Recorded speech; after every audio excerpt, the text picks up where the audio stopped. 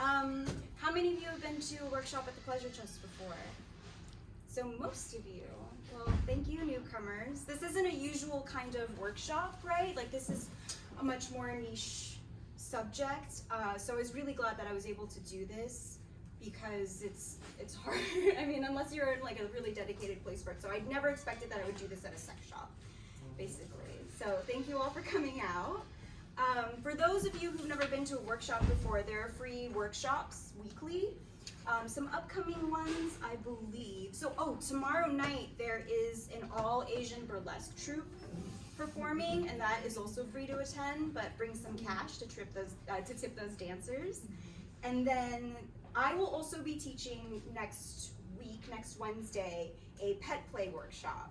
And beforehand, there's going to be a little pet play parade, like a little pet parade. So if any of you are any pups or kittens or anything like that, you want to come and strut your butt, I think there are prizes. So we will be filming the panel, but just us, so you don't have to worry about being any of the shots or anything. We are also going to be doing a Q&A for the last half hour. It's because I want to try to keep this as more of like an organic kind of conversation, and sometimes audience questions can throw that off a little bit. If you don't understand any terminology that we bring up, that is something that I can easily address on the spot. But if it's a little more in-depth question, I would rather have that saved for the end, if that's okay. Okay, and then the bathrooms are going to be, do you all know where the bathrooms are? In that corner over there? You know, okay, cool. And then in a moment, we're going to have, Blair is going to be handing out evaluation sheets for the panel. So just kind of, you know, give us some feedback about how we did. This is the first time we're doing this, so I'd love to hear the feedback. And on top of that, you get 20% or 15%? Who works here? 15%, sorry. I don't know, I heard 25. Oops, I'm Asian, but I'm horrible at math. You get 15% off your purchase tonight if you fill out the evaluation sheet and turn it into the register, okay? So just to give you a little background, like why we're here today, I think is to kind of educate and share our experiences, because they do need to be heard and known and recognized. I've been in the sex industry for about 12 years now, and so I started seeing and realizing and connecting with other Asian femmes in the industry, and we'd all talk about this stuff, but I've never really seen it on a public platform, so I think it's really important that we start talking about this. I live in Thailand now for the past 2 years, but I used to work here for about 5 years. I was the manager and the education program coordinator, and I've like been wanting to do something like this, so I'm like, okay, now that I don't work there, let me do it. So I think it's also good to kind of have a public platform, because some people are ignorant, right? And unintentionally commit these microaggressions against Asian femmes without even knowing it. Like just some little comment, like, oh, you're the Asian here. You know, some random things that can kind of come up, and for some people who don't realize that can add up over time and just kind of wear on us, right? And like our identities and who we are. So thank you for being here.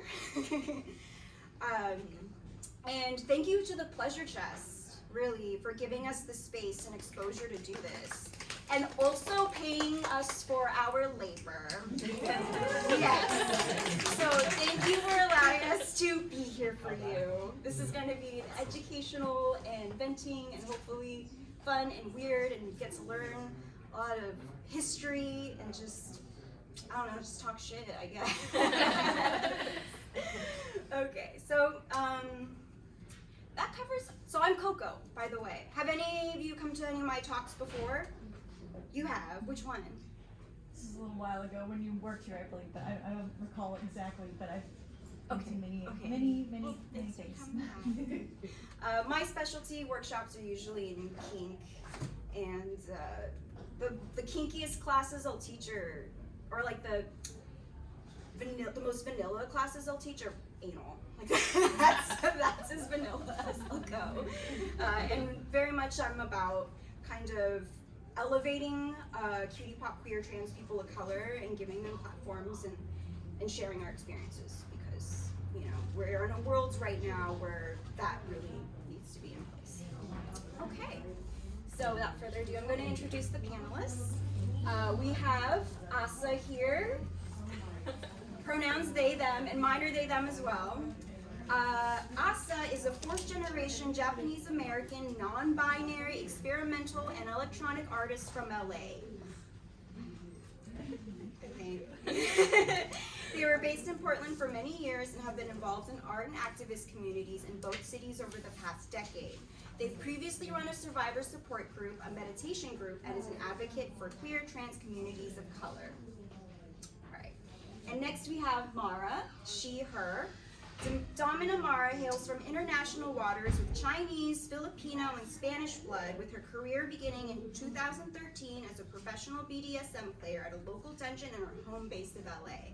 That experience created a solid foundation for her knowledge of BDSM, and she now tours the world bringing international submissives and fetishes to their knees. Very nice. And then last but not least, we have Mia Little, they, them. Mia Little is an adult performer and sex worker leading sex education workshops at universities and online, as well as a sex worker rights activist and former president of the Adult Performer Advocacy Committee. It's a lot. I appreciate it. They aim to combat the erasure and censorship of sex workers and queer people of color.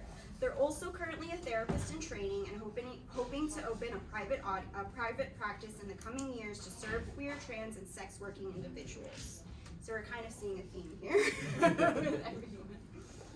All right. So next we have.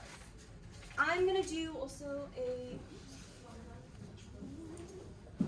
little slideshow kind of on top of that, because I think there's I think having a visual reference about some of the things that we're talking are going to be really helpful. And then we're going to kick it off with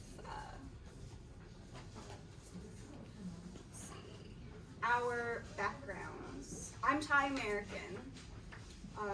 I was born and raised here, and so after moving to Thailand, there's a lot of things that have come up for me for being like really Americanized, but then also coming from a Thai culture. So having to like work through that while I'm here, and then go to another country and navigate those dynamics has been very interesting for me. That's pretty much the core of my Asian background. Well, my mom, so I'm Thai, but my mom's grandparents are Chinese, so ethnically we're Chinese, but they had moved to Thailand, which is very common in Thailand as well. And Asa, want to talk about my experience of Asianness? Or just kind of, because I think it's really interesting to be like fourth generation Japanese. Yeah. And your experience is going to be different than the rest of us, I think. Yeah, they're all very specific experiences, I think.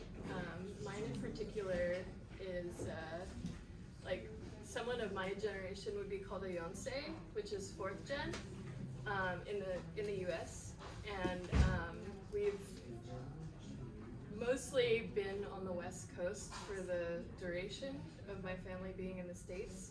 So most other Japanese Americans understand that means that my family was incarcerated during the war. And that has, that's informed my experience as an Asian American, like very, very heavily. Like still, like to this day, like I still have living relatives who lived through that. And so it's informed my individual experience, but my positions on anti-racism in general, I would say. Yeah, and we've talked about this before, but I think it's really interesting, to have the Japanese internment camps and stuff, and having this stuff going on with ICE right now, and like how it's like we're repeating history, and it's kind of we really are. It's really heavy and like really sad, and I hope that everyone will do what they can to provide support to people who are being wrongfully incarcerated today. What about you, Mara? I'm kind of like a weird culmination of different cultures.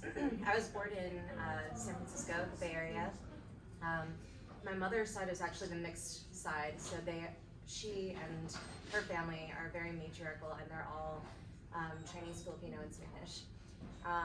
However, my father was born in Brazil, and so we have like this weird triangle of like where we come from in the world, and so I'm actually the first to be born in the United States out of the whole family, and I've actually lived in South America for 4 years, so it's like I had a C+ in English because of that, you know, so I come from a lot of different things, but I'm American, and I celebrate different amalgamations of the cultures. Like today I'm wearing red because it's Chinese New Year.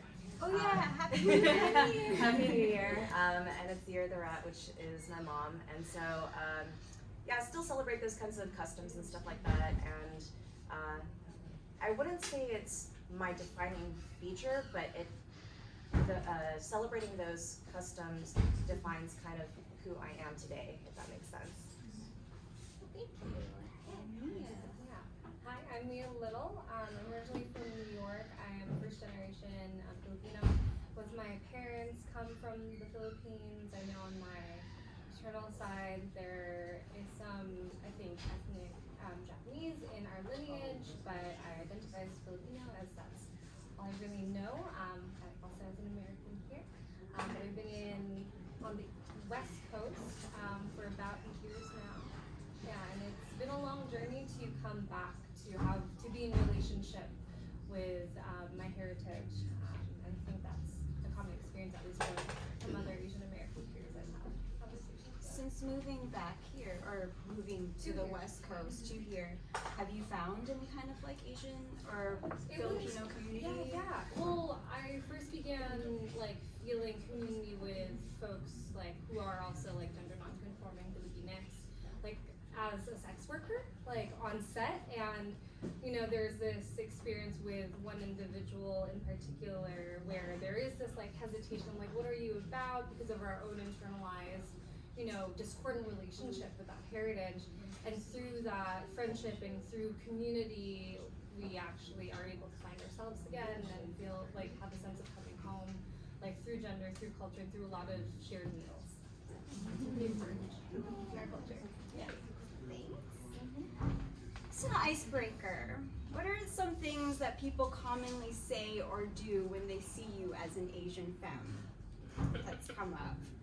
I mean, for me, when I was in LA and would take like Lyft or Uber rides, I would have to brace myself for the driver to all the things on the list. Oh, I love Thai food. What kind of Asian, or like, what kind of Asian are you? And just some straight up like, oh, I like Asian women because they stay skinny. Shit like that. So it's like, I feel like those things come up for me a lot when I'm just with a stranger and then they see me this way, and it just sets the tone for the rest of the conversation. I just want to jump out the window. Yeah. But yeah, are there any other things that you think like come up when you first meet like strangers, or sometimes even people you know offhand might say something? It's usually like, where are you from? And when I say San Francisco, they're just like, no, but like, where are you from? And I was like ethnically, what are you asking? Yes. So I tell them, and they're just like, oh, okay, that's a good mix. And I'm like, cool. I don't know if there's something that they're trying to relate to in that sense, because they're usually not Asian as well. So I don't know, maybe it's a way of them understanding in an ignorant way. But I've gotten that, and then I've gotten, oh, my sister-in-law is Filipino or something, you know, and I think they're trying to make a connection with what they know in life, but it's very shallow. Well, I think it's hard because it just kind of reduces you to being Asian. Like, you're not seen as an individual. It's like, oh, I see this person looks this way. Let me think of all the people, all the food I've eaten, all the places I've been that are Asian related. So it just kind of takes me out of the conversation, because it's like, why don't you ask about other things? I mean, I guess that is kind of, on the positive side, it's the first step for them to like accept, because that's what they've personally experienced in their lives. But then they don't tend to ask more about you, you know, necessarily, especially if it's like an Uber driver, unless they're taking you to the airport and then it's like, oh, where are you going, blah, blah, blah, that comes up. But yeah, for me, personally. I think that's probably the most common for me as well, is getting the old "what are you?" Yeah. You know. And I used to live in Portland, so you know it's like somewhere around like 90% white still, so it was a daily occurrence, and like I was like having a rough time because it was not only that, but it was just like other microaggressions that were like affecting my livelihood, you know. And it also kind of made me realize that it's sort of like similar to how white people talk about dog breeds, which like I found pretty disturbing. And so after a while I was just like, I'm just not answering you. I would be like, I don't want to talk about this. I don't want to have this conversation. Yeah. And yeah, then people would get usually more aggressive, unfortunately. So I kind of went back to just like appeasing, you know, that, and just like telling people like What kind of aggression would you experience at that point? I had this woman like start screaming at me in a bar because she did kind of like, oops, sorry. Yeah, she just started yelling at me because for whatever reason, she had like a very aggressive response to me not accommodating her, basically. But yeah. That really sucks. Please don't do that. I don't think anyone here would. But if you see someone else at a bar doing that, I would please like stand up. So that, so that Asa doesn't have to. I had some friends step in. It was nice. Yeah, I've had different experiences in multiple contexts. Like as a sex worker in many different modalities, it'll be like, oh, I'm on like seeing a client, screen them, okay, you're non-murder, cool. So we're in the same space, and you know, there's how do you screen for racism? You kind of can't, you know, do that, or it's very cumbersome. And so everything's fine, everything's cool, this is great, and then the questions come up, the comments about stereotyping bodies and fetishizing bodies, or if it's through like webcamming, people will make assumptions as to how I'm supposed to behave. They're like, oh, you're not the type of Asian that's like submissive. I'm just like, what's that mean? And having them to explain that makes them very uncomfortable. They often leave the chat room. And I had a similar experience to you, Asa, in that there was anger when you don't play along with their game. I was like at 99 Ranch, you know, getting some food, minding my own business, and there was this white fellow also in line for food, asked me where I'm from, no, really, what are you? And I was just like, not having it, I'm hangry, and I don't need to engage in this at all. And I was like, I'm not gonna answer that question because I don't need to, and it's really uncomfortable that you force me to address my race when I'm just trying to get some fucking lunch. And then it turned into, also, it's like none of your business. I know, and yet there's the audacity. And so very insistent on that, and then will like ignore me, but will passively aggressively say, they're like, but God bless you. God bless you. Have a good day. I'm just like, all right, I don't think that means what you say it means, but all right. And it's very odd because there's this sense of entitlement to that, and also this like, now I'm gonna force you in a conversation about something that's really intimate, that is really nuanced and complex, and is like emotionally charged, especially with random strangers who do feel entitled and react aggressively in that way. Yeah, it's all over. Anything else? Yeah, I just want to say it's not that for me personally, I love to have conversations and like to know about people. So for me, it's not about asking like what ethnicity you are. I feel like that's it's all about the delivery. I feel like it's how you ask a person and asking like the correct way where it's super neutral without expectation and without, you know,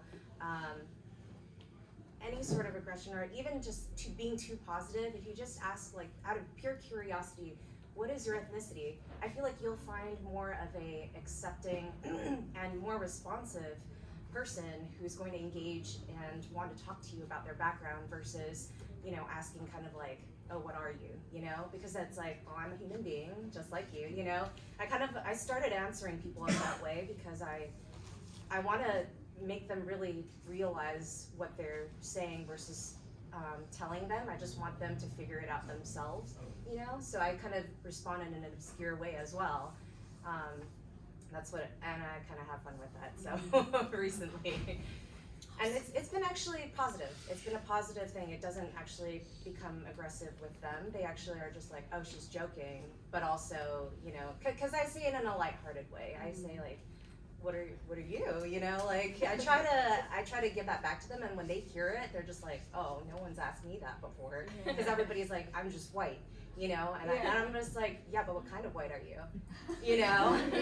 And then most people are like, I'm everything. And they're just like, oh, I'm everything. And I'm just like, you don't know your own heritage? I was just like, but I'm curious, you know? I try to turn it back on them, but I'm genuinely curious at that point. And so I try to make it, it's a little bit of a game, but it's also trying to make them understand what the situation is. You're modeling some tact. Yeah.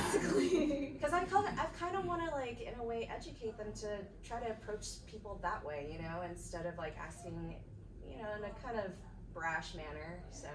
Yeah, and that'll vary person to person. Yeah, correct, It's a lot about reading the person and how much energy you have to deal with it. Yeah. All right, so let's do this one.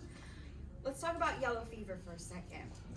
This whole panel started because a couple of years ago, I put together a 3-hour fucking workshop on the racial fetishization of like Asian femmes, basically, and I went through like the whole history and everything, really focused on yellow fever. But to narrow it down, or we've all heard the term yellow fever. I remember hearing that. I was like in 5th grade. It didn't totally connect, but it did happen early. And it's the fetishization of Asians, where they are reduced to stereotyped sexual objects. So this kind of comes up a lot because I come across a lot of usually men who are like, I don't think it's a fetish, what if it's just a preference? And it's like, well, let's break that down. Like, where does that preference come from? Like, how is it a preference exactly? Like, what do you mean? You know, like, oh, sure, you can be attracted and like you can find people who look like that attractive, but what is that about having it being a preference? Like, there's something to me that still feels kind of fetishizing about it. I don't know if you agree or. I agree 100%. Okay. It's still fetishizing to me. Yeah. There's no difference. It's like fetishizing light a little bit, right? Fetishizing with a pinch of respect. I don't know. Small sprinkle. A little sprinkle. Yeah. Thank you so much. When and how did you start recognizing yellow fever and its impact on you? I mean, very young. Very young. I mean, I feel like it's always something that's like informed my experience in life in general. And I would say the people who have yellow fever the most are typically white men, but it's kind of a yes all men moment too, and I realized that when I started dating this guy when I was a teenager. He would kind of like refer to me as like this little Asian girl or something, and he was not white, you know? So, and I've had, you know, several other experiences of that as well. But I would say primarily it's like white men. White women too. I've gotten a mix of things. I feel like I've been, I don't know if it's fetishized for being Asian, but maybe just more broader, not white. I've been approached also by a lot of cis white males, but more recently, younger white females come to me asking to submit to me. And specifically, they want to be humiliated because I am a different race. And they want, it's not necessarily race play, it's more like, I just want you to tell me that you're better than me, and I want to kneel for you, I want to do all these things for you. And I don't know if that's, I'm still asking, because the relationship is new, if that is because of who I am as a person and how I, deliver myself, publicly.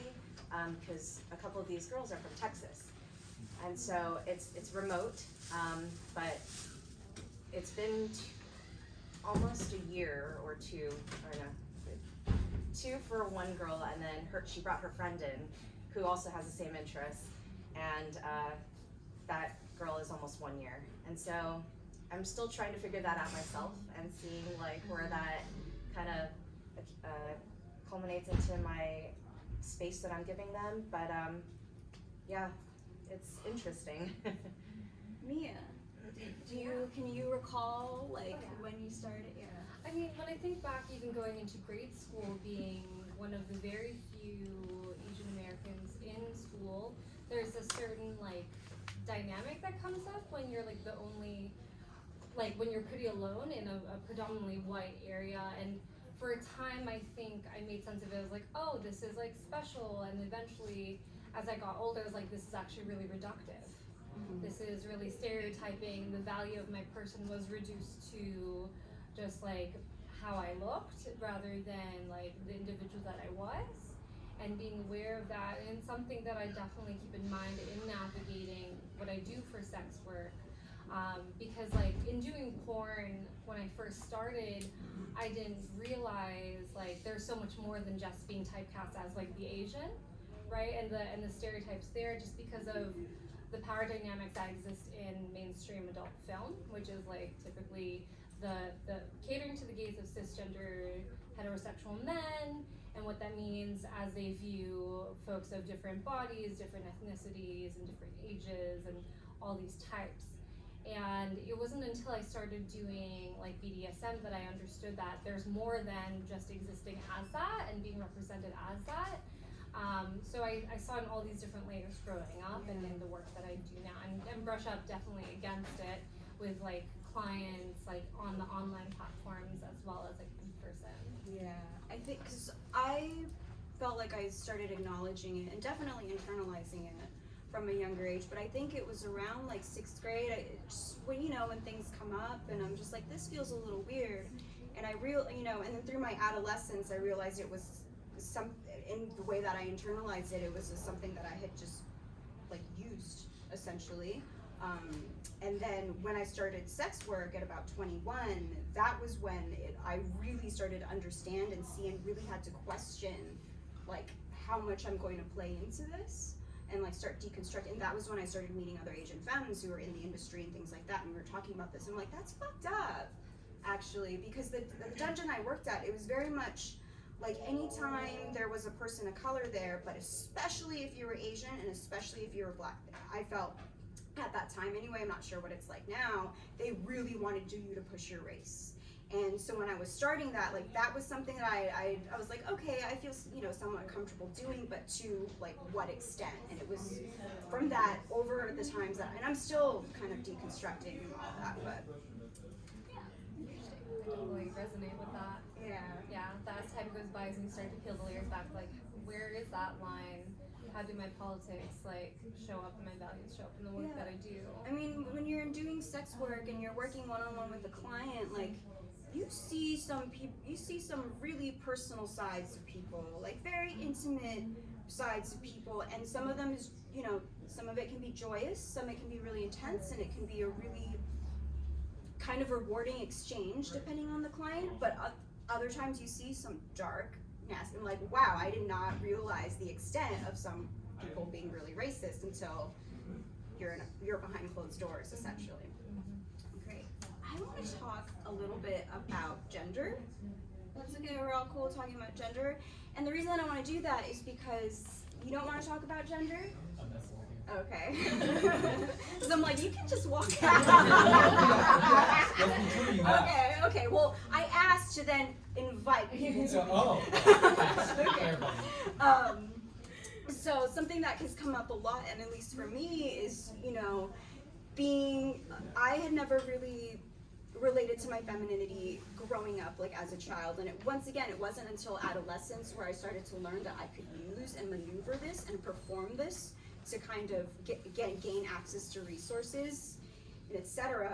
But it's always been a performance for me, and it's been difficult because in Thai culture, it is so gendered. It's extremely gendered, and I think growing up, I felt very confused and kind of imprisoned by that. Just like I couldn't even sit comfortably in a chair. I couldn't spread how I wanted as like a 7-year-old kid without my mom or my dad being like, don't do that, girls don't do that. And 7-year-old, I'm like, why? But why not? Why can't I just sit comfortably? So I think these things being forced upon me was like I had to, I was socialized to perform these roles. But then I realized, because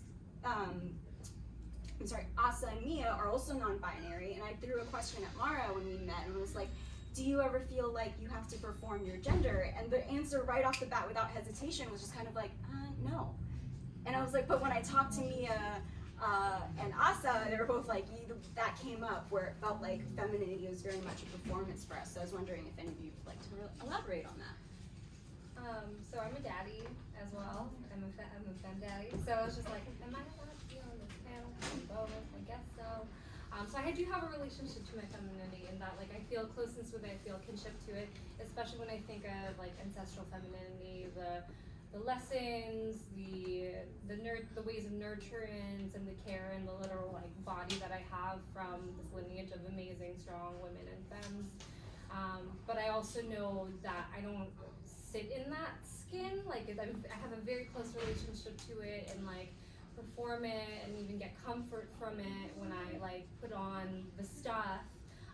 But I know I'm not 100% of it, so it's in relationship to that. And I definitely see femininity as like this sort of armor and tool and pathway navigating, capitalism and living and safety and also performance, because that is what I do as a sex worker. I'm not giving them like my authentic stuff. It is a manufactured authentic performance, but it's not the me.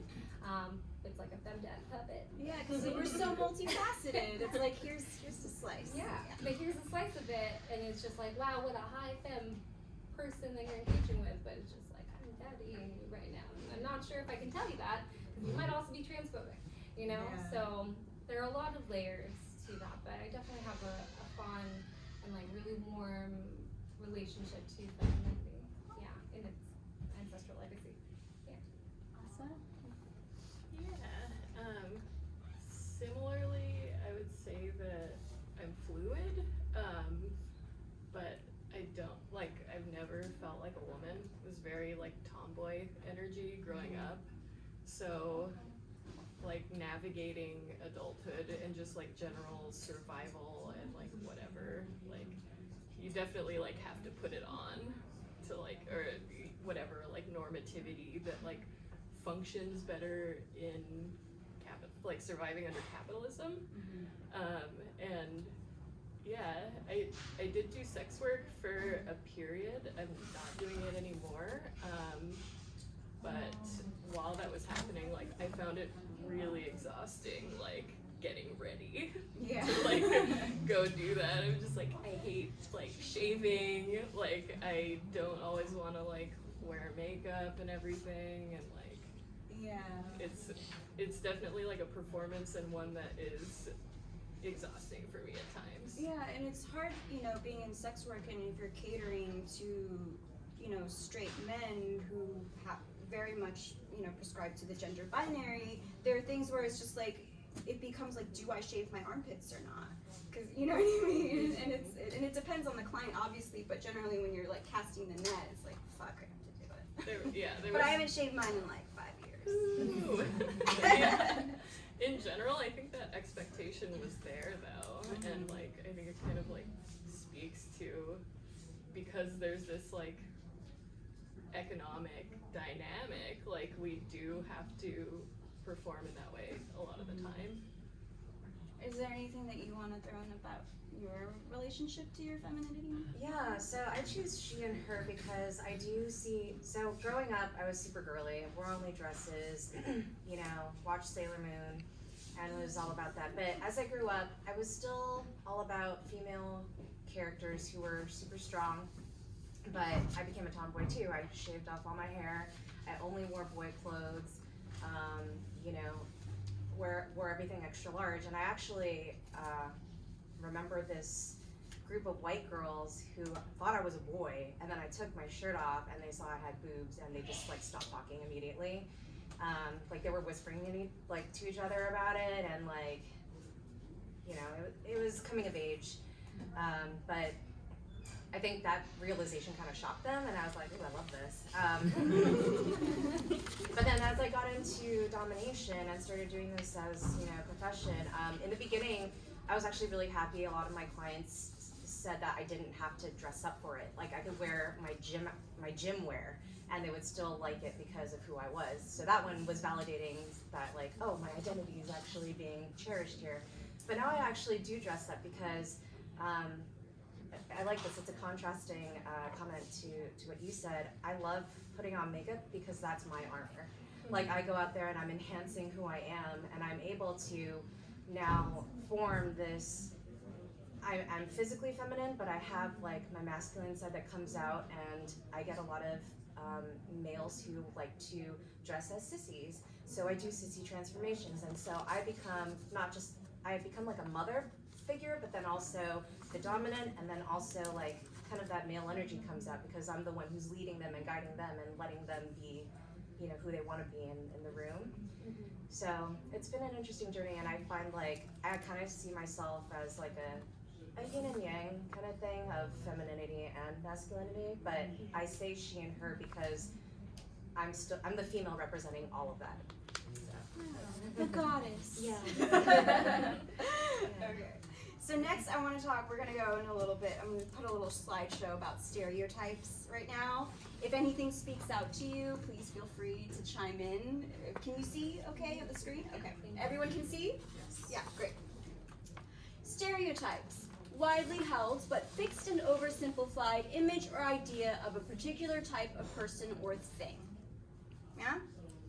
I wanted to underline thing there because I feel like often it is reduced to a thing and an object. They enforce good or bad, right? Rigid structures set as set types and rules. So immediately, you're a good type of this person or a bad type of this person. Racial stereotypes also involve stereotyping sexuality in all genders. So brown, black people, like there are always going to be sexual stereotyping that goes with it. So that's something to really consider when we're talking about racial fetishizing, okay? And the one that I kind of want to focus on is this Madonna whore complex. And of the Asian Femmes stereotypes, there's commonly the lotus blossom, which is the young, innocent femme, you know, who needs the usually white man, because this comes from Madame Butterfly, a play in which the white male rescues this, you know, Asian, but anyway, look into it. To rescue from backwards Asian culture and small Asian dicks. And they're also attractive because they're corruptible. So this whole thing about small Asian dicks, right? This comes up with the racial stereotyping. You hear it, you've heard it through since grade school, probably. Condom jokes, we hear it at the pleasure chest all the fucking time. And it's something to address because it's like, it's not true, really. And like, that is something that, and it's usually white males who want to use to kind of support their superiority, to consider. And then there's the dragon lady, which is the, you know, whore. The typical older, but you can't really tell because we don't age, right? Like, what? I've been 10,004 for 40 years, you don't even know. And then they're, you know, generally a dom femme with unmatched sexual skills and mystical allure, and they can't be trusted. All good? Okay. So, I'm going to start with this thing that has been haunting me ever since I've been in the sex industry. The China shrink cream. Anyone heard of it? Anyone seen it? Well, I'm really glad that it's 2020 and this thing is just like discontinued from the sex shops. I think it's been discontinued from the pleasure chest for a while now. But while I was working here, people would come in and buy it because it's been leftover kind of thing from the 80s that people are really into. And you can judge from the photos right there. So that up to this, you know, the past couple years, this has been their packaging and their marketing. Something to consider. wanted to throw that in there because I was like, I need to get my rage out about the China shrimp cream. And so that comes with the stereotype. Yeah, what is it supposed to do? It's supposed to like tighten your vagina, make it smaller, but all it really does, it dries it out. So it's like if you're supposed to be lubricated during sex, like this is like some weird racist snake oil that they're selling for vaginas, you know? So strange. Right. So that's what that is. I'm like, I wonder who gains from that. I believe the manufacturer Doc Johnson is the one who makes these. So if you want to get on that and like go after Doc Johnson and see what they're up to.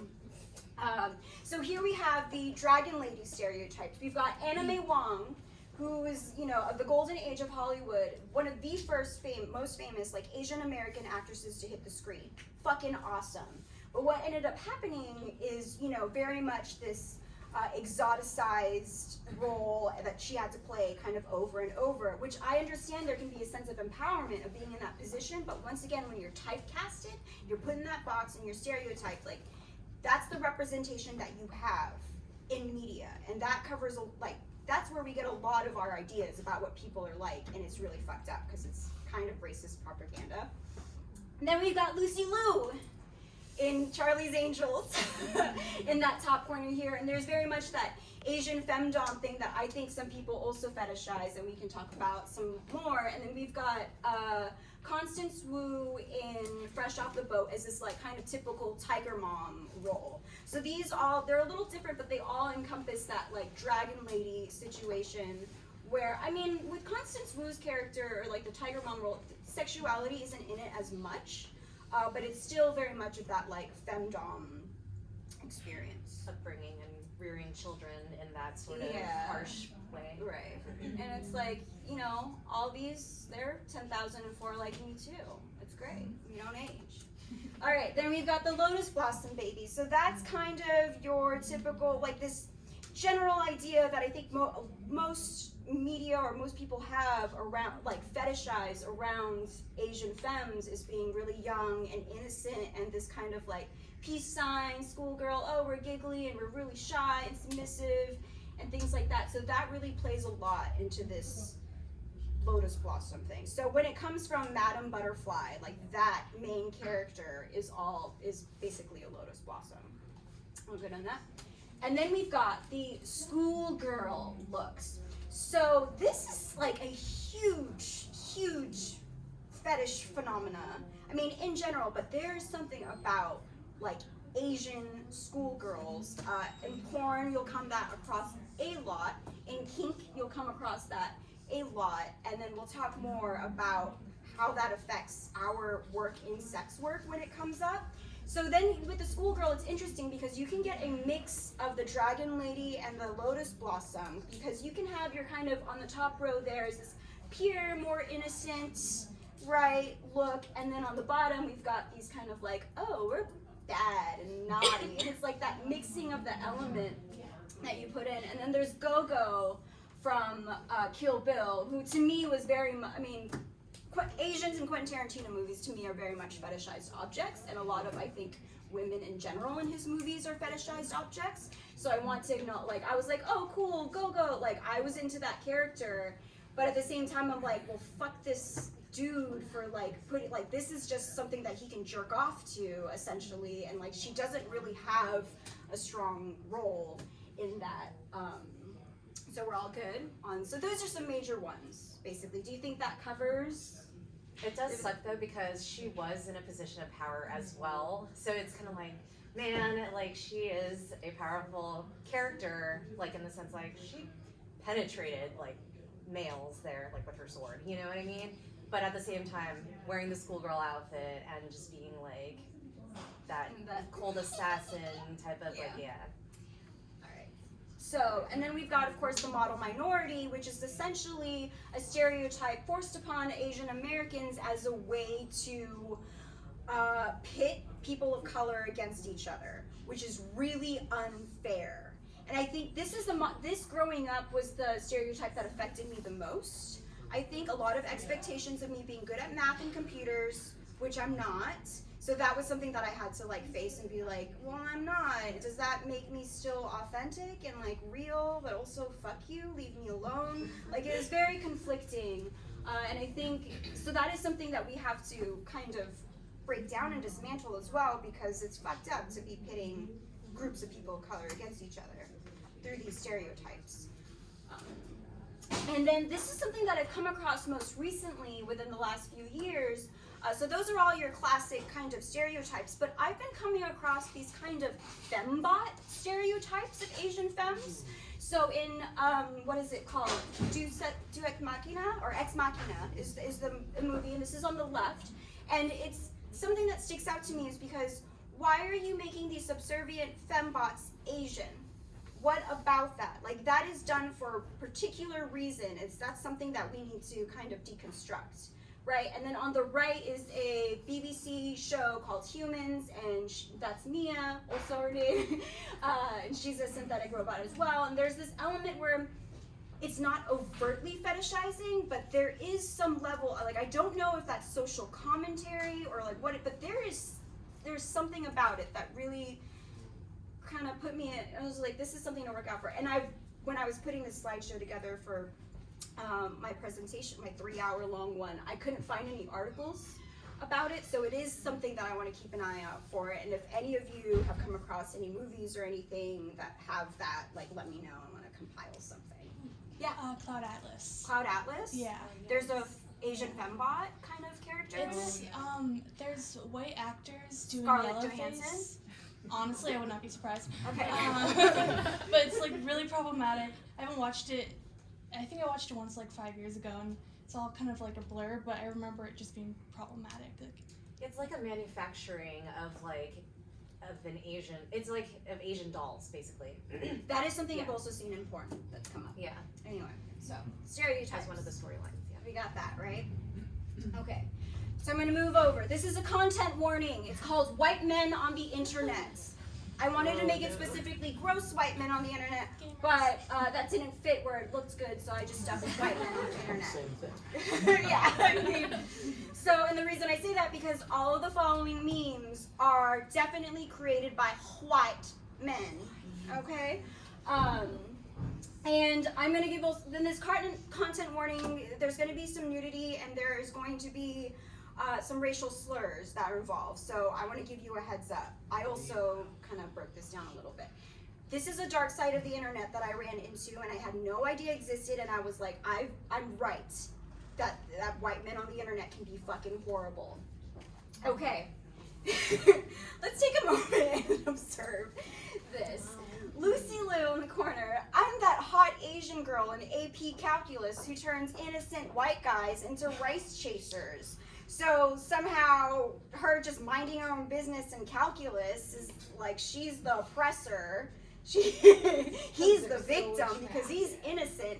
Bizarre. Well, this is clearly like coming from a place of white race preservation. Yes, and that is like a huge, and you're gonna see a lot of this in the following like memes about, there's this obsession with breeding and like racial annihilation where like white preservation. It is a huge thing, thank you.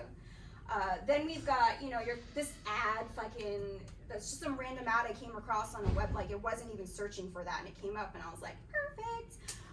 You know, mail order bride situation, Asian cup for white men, the future of Asian marriages. So once again, bringing up a huge thing about, you know, racial stereotypes is there's this thing about Asian guys having small dicks and having them be cucks and whatnot. And then some other stuff like poor Bai Ling, like why'd you gotta do that?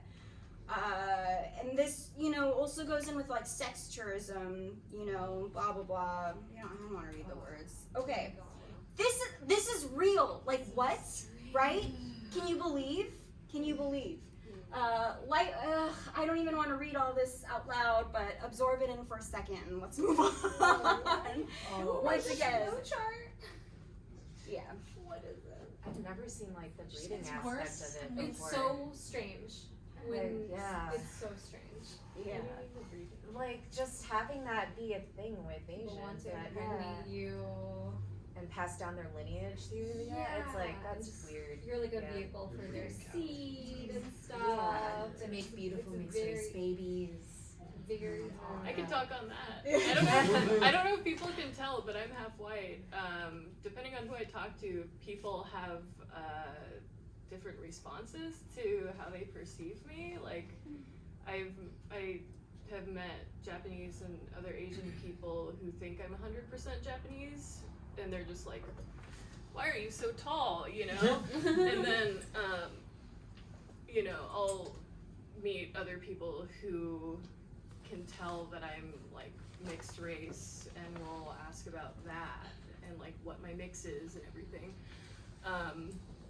But yeah, it's really odd being kind of in a place of experiencing firsthand like very harmful stereotypes and racial fetishization and everything, but also being a product of it, and like growing up seeing my mom's experience of that and kind of like her being in a position of, you know, dependence, economic dependence, all of these things, like all the hardships that she's gone through as well.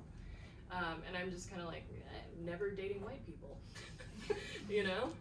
Like, that's the point that it's come to. I mean, there is a certain level of, I think, also fetishizing mixed white Asian babies, and that's not just, I mean, I knew someone who was Asian and who was like, I want a white mixed baby, and I was like, I don't know if I want to be your friend anymore, like, and specifically, and I understand, I mean, there's a lot to unpack there, because I know when you can also be white passing, or when you have that in you do have more access to resources, so I kind of see where she was coming from in that respect of like, I just want my baby to have it easier, but at the same time, I'm like, don't try not to play into that, like, that's a little, like, harmful to hear. That kind of just reinforces racial hierarchy. Yes. But in your case, I have a question for you. When you received aggression, or like people asking about if you are, or assuming that you are full Asian, and have you ever told them, like, actually I'm half white, and have a different, you know, a reaction coming from them and being like, oh, and more accepting of you after that? They got boners. I don't know if that's ever happened with a white person asking me, but there's this one Korean guy that I run into often at my current job, and it was like one of the first things he asked me, and I like with other like people of color or like Black or Indigenous people, I'm usually like more willing to talk about it. Sure. And he asked me, and I told him, and he was like, "Hi, I knew you were Asian and white. That's the best mix." And I was just like, So strange. I was like, no, there's so many layers to this that are like so fucked up. And I think there's like some sort of, so there's that fetishization of that, and then this is something that we had talked about, Leah and I, where it's just like preferencing whiteness as like a signal of success. Yes. That comes into it. And then I think that, you know, is also can be internalized. Yeah, internalized white supremacy. Yeah. I definitely get that sense, especially when I'm like, you know, thinking of how the messages that were passed down from like my parents who came from the Philippines, and titas and titos who talk about what it means to have sacrificed to come to the United States and for that lineage to continue. And there is this notion that there is this, like, if you have a proximity to whiteness, that there is some level of security or success, because it's proximity to this idea of Americanness that was for them synonymous with security in their travels and the decisions that they had made to immigrate.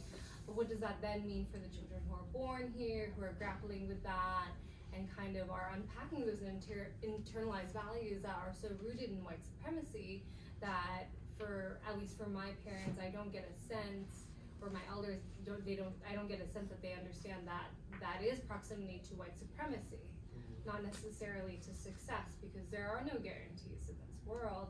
There's that sense of hope for, you know, general, like, I want the coming generations to do well, but what does that look like? What does that mean? And why does it have to be in relation to whiteness? Mm-hmm. Yeah, it's a lot. Anyway, so after the white men make memes, I was like, I need to have this why house slide. Like, I don't know if anyone else had that feeling when they saw those photos. Is like, what, why, how, what, right? And going into it, I think, I want to cover is that it comes from a history of war. A lot of the fetishizing of Asians and these sexual stereotypes that come up for Asian femmes is through trade and war. So war starting from the trade since the 1800s, war since the 1800s, and definitely the Vietnam War had a major impact on that.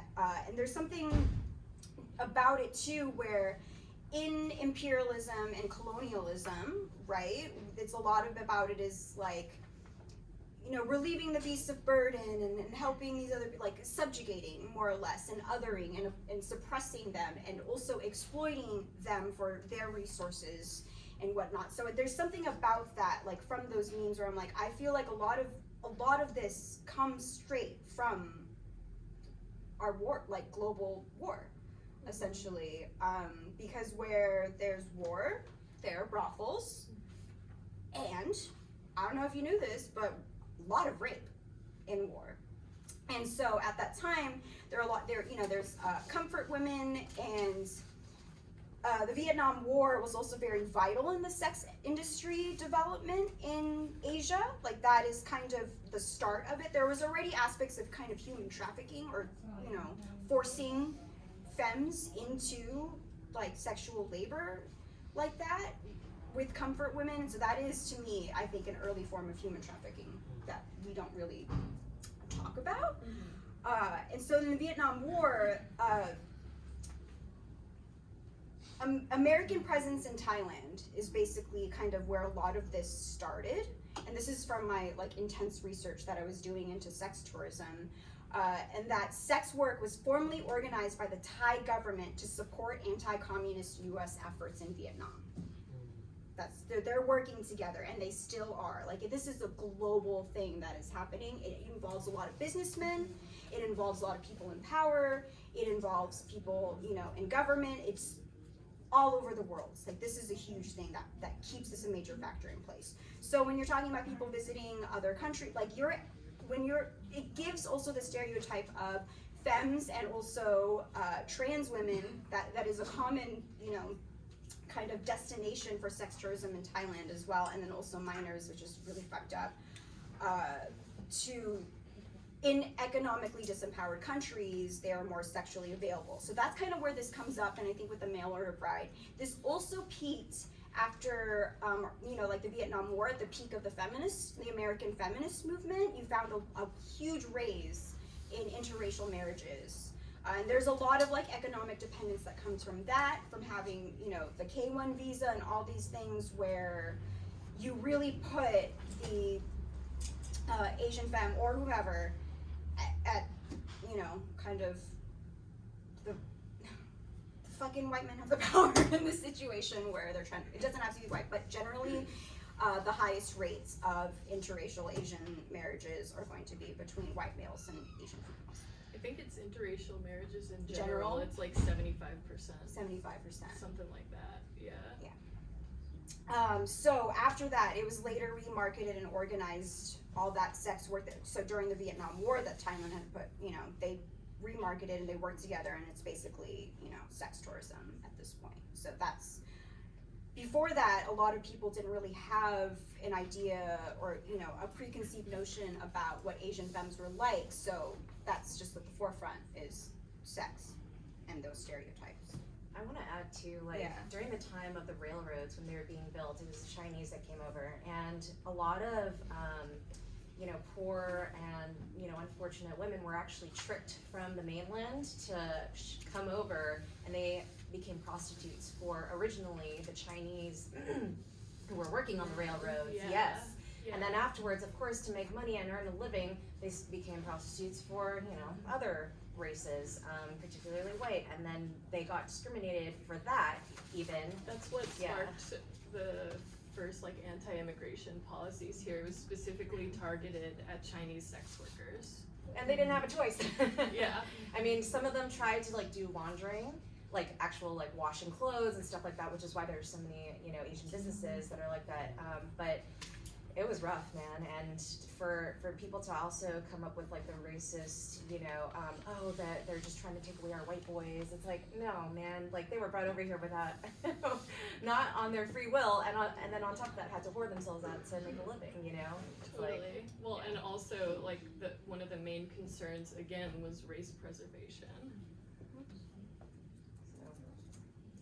Yeah, and if you go through, so I made a whole list. I don't want to necessarily list them all because unless you want to hear it, I don't know. All the like really disturbing immigration policies that have been around since 1790 for about from over 100 years. There have been many immigration like legislations passed that's specifically anti-Asian and specifically anti-sex work.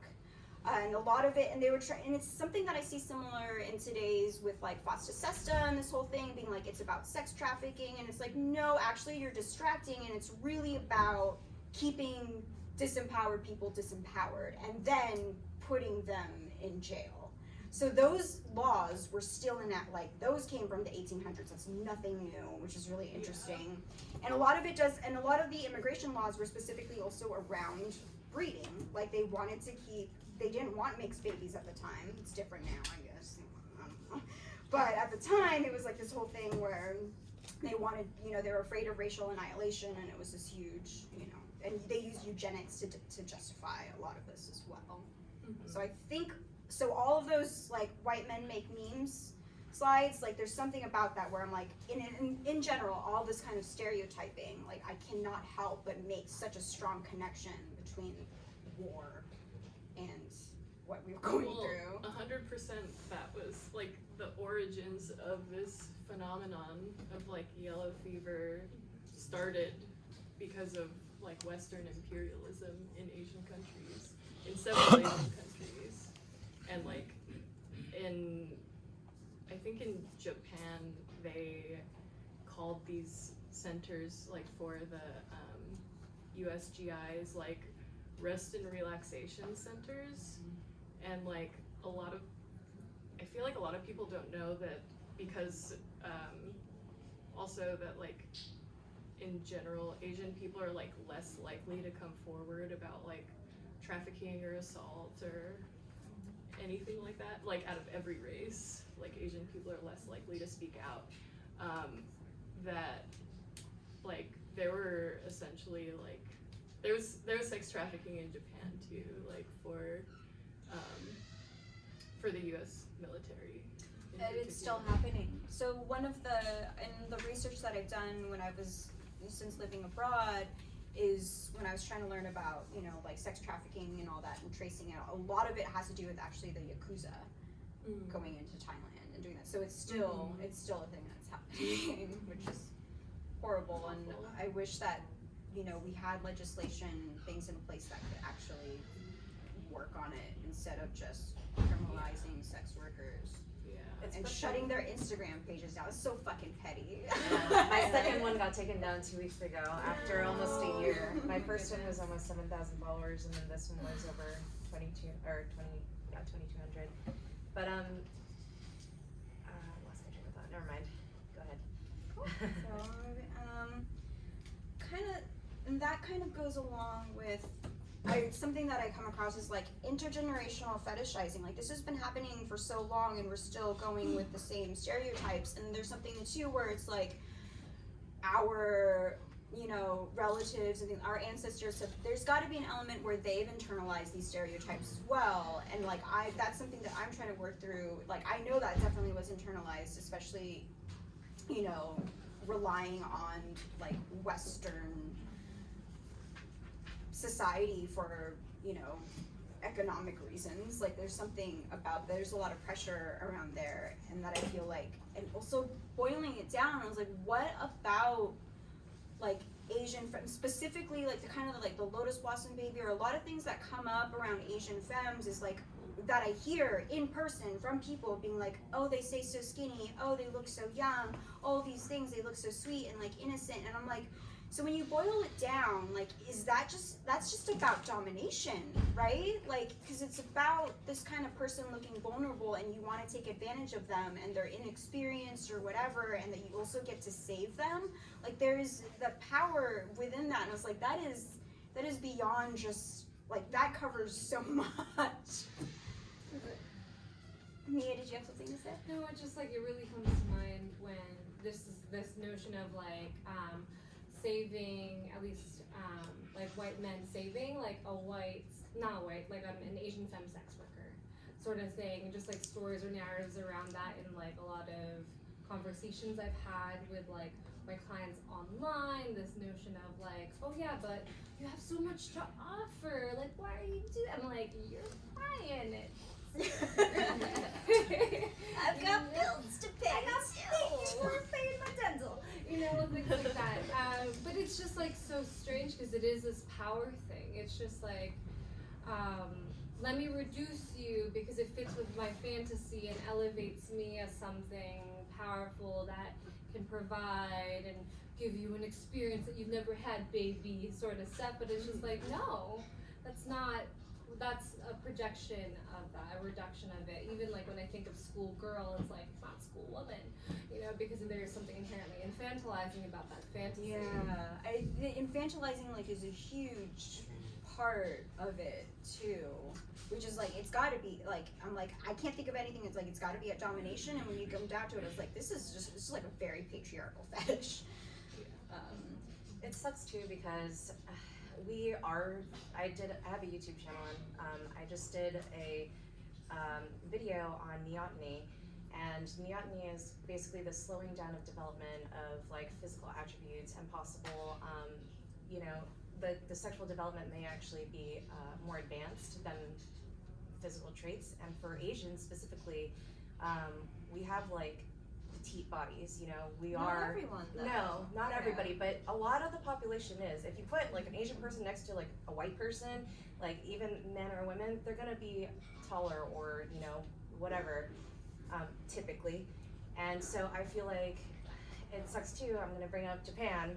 Mm-hmm. They do play into that, and they do play into the kawaii, and Totally. that became Yeah. like a global phenomenon, not just for Japan. And everybody, and that's not a bad thing, but everybody kind of like made that like its own thing, not necessarily as a sexual fetishization, but a fetishization of it just being cute and being likable and being adored in that sort of way. And so I feel like when somebody sees the media portrayal of that and then sees like you in person without knowing you, you know, they're just like, oh, but she's cute. I wonder if, you know, she'll, you know what I mean? Like, and then, and for the longest time, I started out at a dungeon as well. I wore a schoolgirl outfit for the first 3 years I worked there.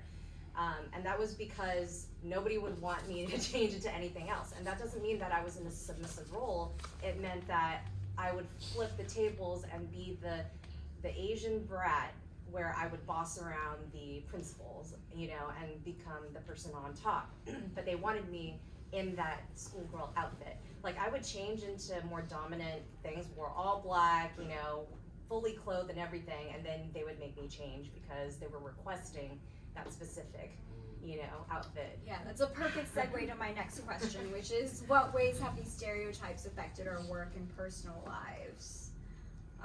Mia, do you have, like, I really want to talk about just, and then of course, just like Asian femmes and sex work and like the shit that we have to put up with some clients who really want kind of this Asian stereotype, and like, have you come across that in your sessions? I wonder if this will probably get back to him. But there is this one client that comes to mind who like really brought like this shitty, cakey white face paint makeup and like a shitty like red lipstick and was like, put it on. I was like, what? What's that? What's that? Are you gonna make me a clown? I didn't say clown. I was just like, I want to hear your words. Let's see. And he's like, you know, just make it look like a geisha. I was just like, what? You know, what's that about? I was like, why do you gotta make it about race? He's like, no, trying to back up. Not about race, not about. If it makes you feel better, we can call it clown makeup. I was like, it's not about me feeling better. It's about who I point out that you are asking for the specific racialized thing, and you're trying to backpedal, but it's this thing, and I get that's hurting your erection. You know, it's hurting your performance of it, and it ain't touching mine, because it's just like, what is this? You know, I'm very aware of that, so it's just like navigating of like, is it safe enough for me even to bring that up and push against that? What's that layer of tension that I can achieve and still navigate my own safety? And it's definitely safer when it's like an online platform and there's camming and through the virtual world, there's no way for them to like be in time space with me to say, like, if you come into my chat room and the first thing you ask is like, how snug is my Asian pussy? And it's like, and without even saying a hi, I'll point that out. I'm like, you don't even say hi, hello. I'm reduced to this part that you imagine has this quality. Or they're like, and is it sideways? Like, what? And it's just like, in those contexts, there's enough safety that I'm okay with raising their discomfort to bring self-awareness, and and it's okay to block them there. It's very different when you're in the same time space and you're like, how do I navigate this? Because safety is a thing, right? And like, am I gonna be trafficked? Like, that's a real concern when people are doing sex work, especially like, just in full service work.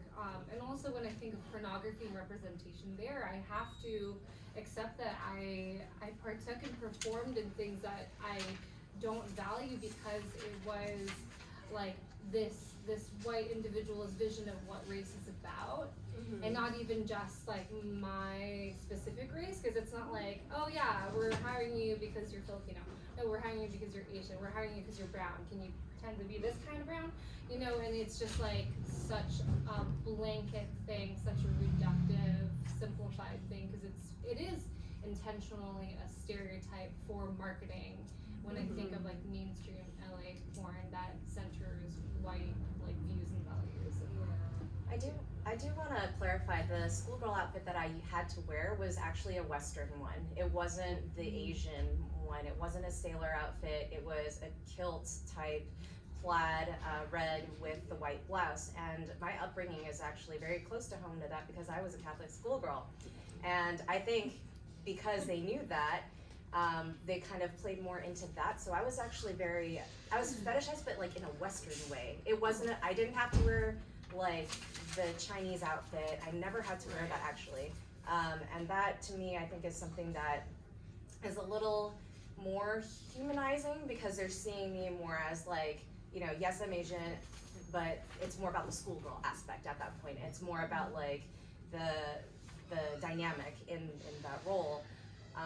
Versus my race. So yeah, I want to talk about that because Mara and I met and we had worked with the same producer who is someone that, to my knowledge, was shooting just like exclusively like Asian femdom content. Same producer. When I worked with this producer, he would often ask me to be in very try to play the role, have me wear Asian garb, and at the time asked me also if I knew any martial arts, shit like that. Like I was just like, fuck this guy, he wasn't paying well enough. But Mara worked with the same person and never experienced that. Yeah, he actually put boxing gloves on me and I just like took it to town on this submissive, and so it's very different. And I don't know what he saw that was different, or because we're both Asian. We both don't have accents. It's not like, we have, I don't know what it is. But I don't know if it's also the fact that I present myself in a certain way that's more global to all of my clients now. I make short films and I do my own photography, but I try to take it out of the dungeon because first of all, I want to create a safer space and break the misconception that it's scary. And that BDSM is all abusive and about, the pain. I'm actually more nurturing and more loving than that. But when I do that and when I shoot my photography and create these creative spaces, I make sure to make it so that it reaches everybody, I try to include men, women, trans. I try to include people, and collaborate with people from all over the world. But it's like I wasn't marketing myself in any kind of way where I was exclusive. Yeah. I purposely actually try not to retweet any kind of videos or anything that get promoted with the hashtag Asian. Like if they're putting that on me without me realizing that that was a thing, I try not to like retweet that, because it's like I'm not getting paid more from those video sales. So it's not like I marketed myself any kind of particular way, but for some reason whatsoever, I was the one, like I assumed Mara would have the same experience as me, and Not at all. she didn't. But Mia, you had also brought up like being on a shoot and being told to not speak English, right? Gosh. Yes. So I've encountered this several times, and like the director is always like a cis white man, and I'll open my mouth and I sound like this, which is the way that I sound because that's how it is. And so like they'll hear that and be like, oh no, it's very obvious for Americans. So like, can you like just like laugh or something, or just like not speak, because it's very evident that you're an American. I was like, well, I am. And it's just like, what the fuck is happening? Because I can't even be the self that I am and can't not be. And like, what are you asking for me to perform exactly? Is it performing of this, again, this simplification, this reduction of just like, you're this giggling little femme thing, you know? And like, and it's also interesting to encounter that as I've aged in adult film, and my body has changed, and I've like, you know, really leaned into just like, oh, I'm just like, you know, a broad muscular person, and that wasn't always the case. So the types of shoots, there's just a point where like I don't fit into the schoolgirl outfit that they're offering, and they're like, okay, you're obviously not them, like, never was, you know? And it's tough because it's challenging this preconceived notion from like my agents, like my representation, like, oh yeah, that's what they look, you know, or what she looks, you know, misgender me, on their, like, so that's what we're hiring for. And even this notion of like going into, there can only be X amount of Asians at play, or like in the industry sort of idea exists, because like they're trying to maintain that simplification. You know, How often have you been the Asian? I think I can't not be. Right? In some degree, like I don't have control over how viewers interpret like my content.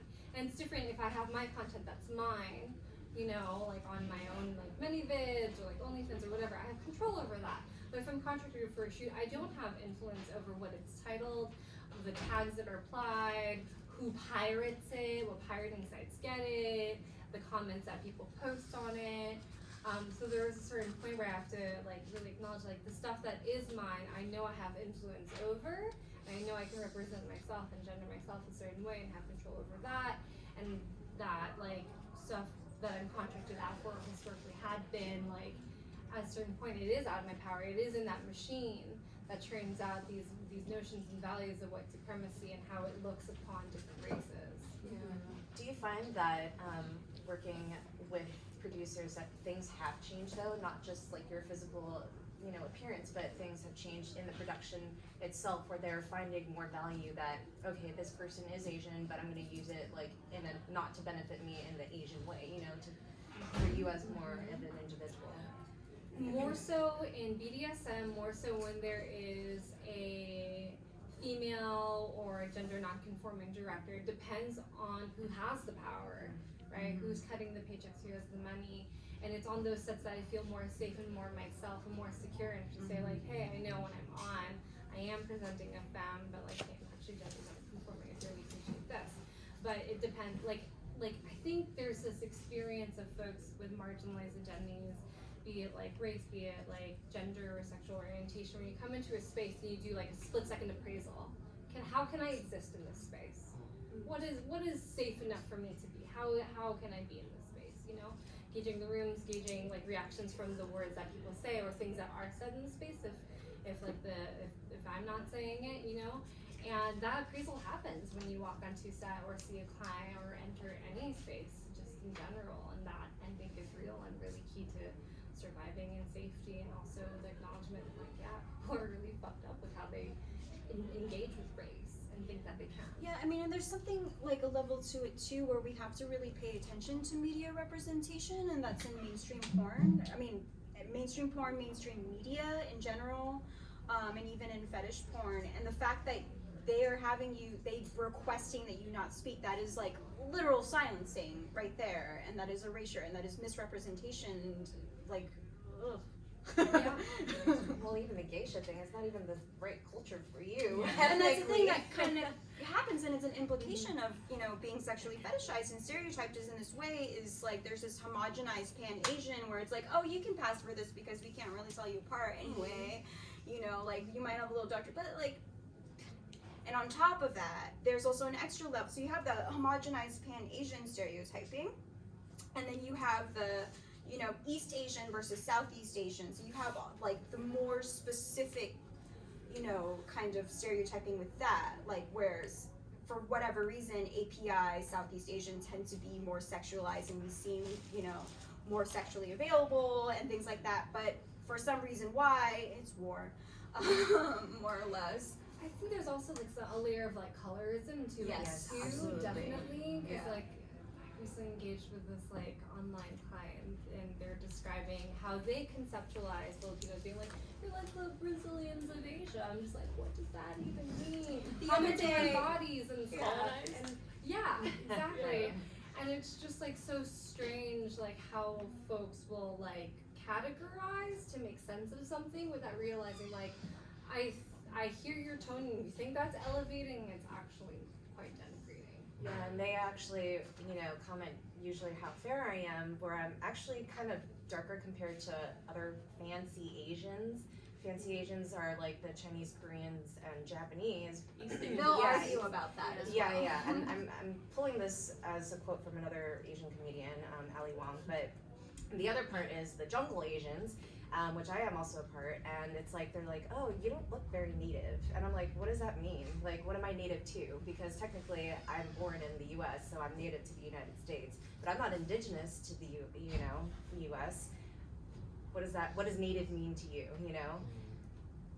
And then they say ethnic. I'm like, everybody's got an Exotic. ethnicity. Yeah.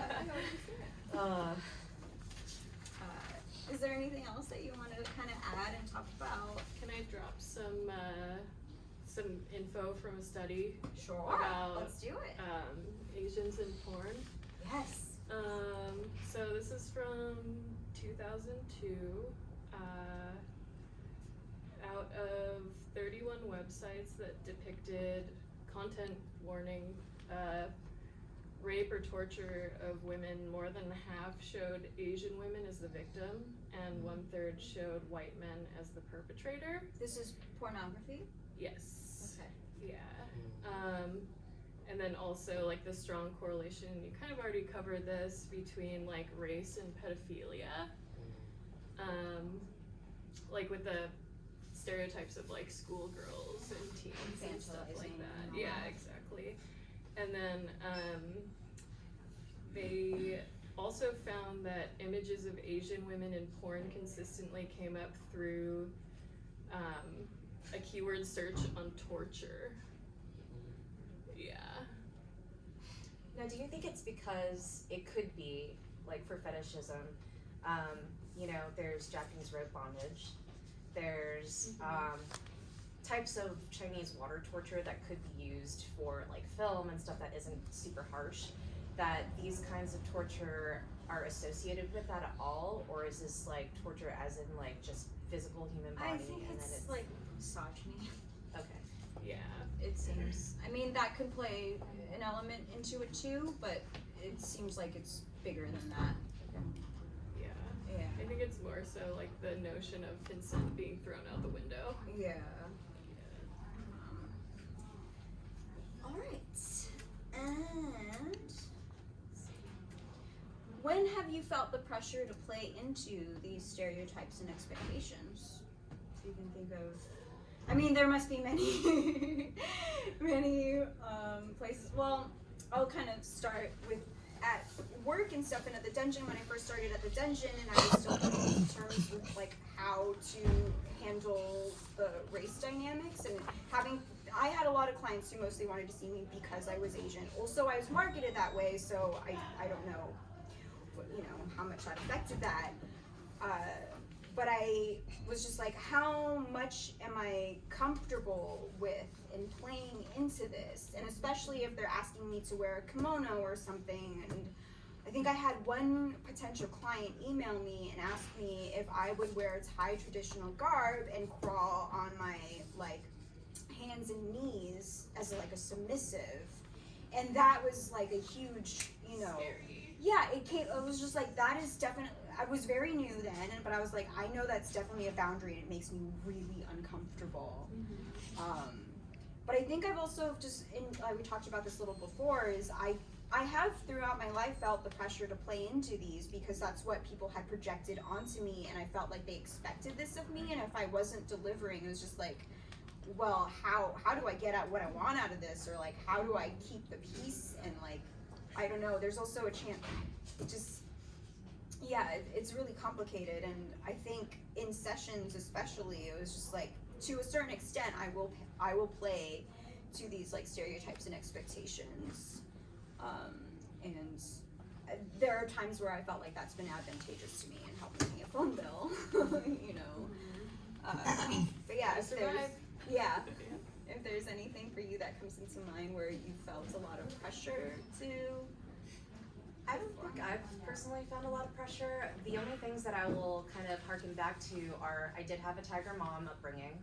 She was very harsh, you know, wanted me to be like the best at everything. I had to play, you know, I played 2 musical instruments, I did art, I did, you know, as many AP classes as possible. I spoke multiple languages, blah, blah, blah. And, you know, my parents were both pretty harsh. It wasn't just my mom, it was also my dad.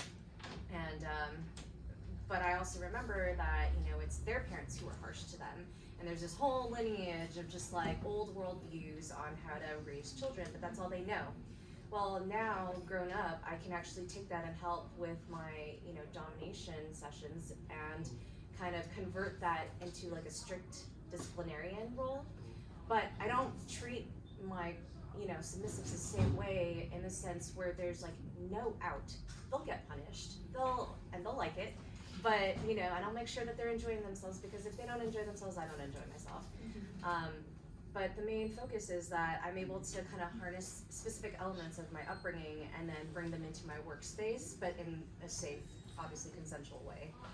So, yeah, because I feel like in the situations that we're able to use these Asian femme stereotypes to our advantage, like the things that come up to me, at the dungeon, I was working with this one really great dom who inspired me a lot and was an Asian femme dom, Mistress Yenna.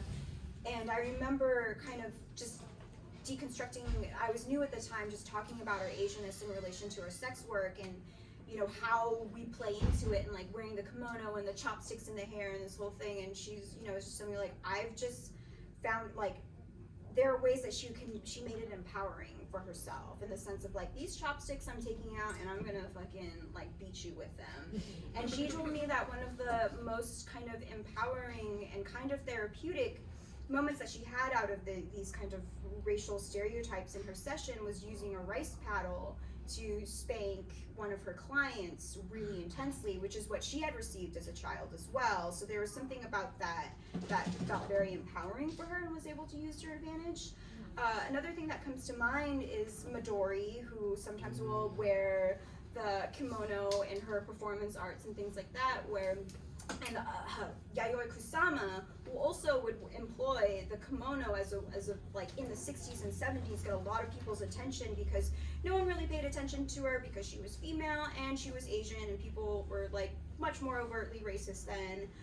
It wasn't getting a lot of attention in the art world, but started using this kimono as a part of her performance art, and very symbolic for her in a lot of ways, that got the attention of people because they wanted to see her that way, and then, you know, used it as a way to her to express herself, which I think is amazing. And I'm wondering if any of you have come across, I mean, Mara had mentioned something like that, but if me or Asa have been able to come across using kind of these quote-unquote stereotypes, So like or anything transforming like that. it to empowering. Reclaiming it in kind of a sense. I think when I am seeing other folks of color or similar heritage who are also Asian, like when I think of the male clients that I have that aren't white, there's more acceptance to having that not be so much of like this is a character, but like, oh, I know that this is a layer of you, and I also have these layers too. So there's some kinship there.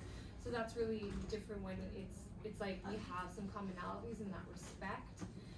But the pressures, I think, like, you know, touching off of what you had said, Mara, like this intergenerational experience of like, well, this is how my parents were raised, therefore this is how it's like inherited, right? These expectations, like when you're presenting on the model minority, of like, that's not just something from outsiders outside of like my family or my own culture. It's very much alive and present in my own family and those experiences there, because it's just like, you need to survive. We're in a country that isn't our home, and like my children are here and my children are Filipino. How do they survive? Well, I tell them to assimilate, to be really academically successful or up there or what have you, because it is a mechanism of survival. And similarly, like in sex work, adult film, it's just like, I understand that these requests of me in regard to race are advantageous because this is how I need to survive right now.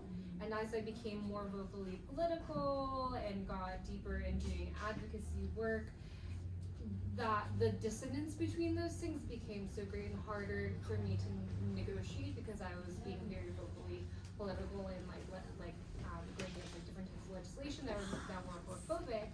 And so it became harder for me to do that, just because I was embodying and being so much more present and active with my politics. I was just like, it feels very odd, especially in adult film, where it's just like, I think I have more choices now that I am venturing more and more into BDSM and what have you, and other avenues of sex work.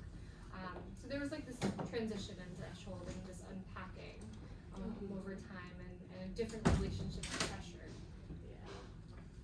I like what both of you have kind of said earlier, with just like being more in control of your content, so you can, I guess, engage with your identity in the ways that you want to, in ways that are humanizing, instead of like whatever the producer wants and what will sell. That sounds very empowering, but also like not playing into stereotypes. Yeah. Well, I mean, it's different because you have command and you have control over how you want to be perceived, as opposed to someone else putting you into that box. I had a section of like, I kind of want to talk about online dating experiences, just because like this was kind of the first, like being on the internet and like Tumblr. I remember I came across like an Asian online dating Tumblr that just screenshotted all these horrible messages. There's this artist, Ada Chen, who had made jewelry out of these conversations that she's had. And so, a conversation with a Wall Street man in whose apartment I left my essential $5.99 gold tooth earrings. I've never been with an Asian girl before. Then she says, how do you feel about that? I don't know, I'm kinda excited. And the other one is a conversation with a guy from Jersey whom I met at a party once, sold a t-shirt to Soulja Boy. Are you Asian or Chinese? I'm Chinese, but Chinese is a type of Asian, so you just came from China? No, I was born in SF. Dope. This is kind of a rough example of some of the messages that I've also gotten. I've also got, what's the deal with Jewish guys and Asian girls? I'm like, I didn't know there was a deal. What's the deal? You know more than I do. Yeah. And then this other one, the Fleshlight Chronicles, also. So both of them are on Instagram, and she had compiled along with photo shoots. You matched with, I don't know, some random dude. I'll eat your pussy like shrimp fried rice. These are real messages that get sent. And so there's a photo of her with a bowl of shrimp fried rice in front of her pussy area. And the other one, never been with an Asian before, so banging you would be a dream come true. I need my yellow fever cured. Do any of you have like these guys? I don't know if it's only me, because Mara, you said that you've had different experience with online dating, like that it's never been so Asian-centric. It's been more global for me. What? I don't know. Wait, Asa, have you? You've With this, experienced I mean, I've messages definitely this? like experienced like yellow fever in general, but like with like present day dating, I would say that most of the white people who have tried to pursue me are aware that because I come from like very like leftist, anti-racist communities, that it's like not chill to say stuff like that. So they'll still like have this problem, like they'll still be fetishists, but they'll like keep it more covert. They're not gonna ask to, Yeah, yeah. yeah, Eat you like stuff. fried rice. yeah. All right. Well, then let's move on. I mean, Unless Mia, do you have any? A little bit. I have one like experience, like in that in communities where the values of like, you know, leftism or just like, you know, anti-racism is present. It's like as if some white men who like, oh, I know the jargon, therefore I'm obviously like not racist. Right. And so there's this one individual who I was dating, and he identified as like non-monogamous. I was like, okay, cool, whatever, as am I, and I know how to navigate that. And when it came time to meet his metamors, I knew one of them was like another Asian femme, and I'm a rock climber. She was a rock climber. I'm like, okay, all right. And then started dating another person. I was like, okay. And it came time to meet that person. I was like, oh, you're another Asian fucking femme climber. I had a conversation with him, and he's like, yeah, I know the optics look bad. I'm like, the optics look bad. I think it is bad. There's something odd, and you may be able to like parse it out and be at peace with it, but for me, that feels so uncomfortable. I'd rather not continue this thing. Yeah. You know, I'm part of a collection that's very strange and Totally. a specific type, and like the climbing community is very small as well, and it's just like, I don't want to fuss with that. Totally. Yeah.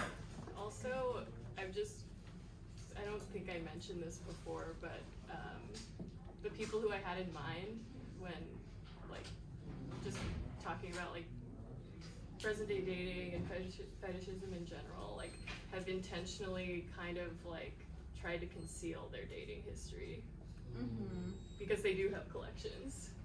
And like but like also like queer like Asian community is also small, and like for one of them I had people messaging me from like several different states being like, stay away from this person, like they're a predator, he's a predator, and like warned me about it. Yeah. That's good you had that support though, that they Seriously. were like on that, you know, Yeah. to make sure that you were safe. Yeah.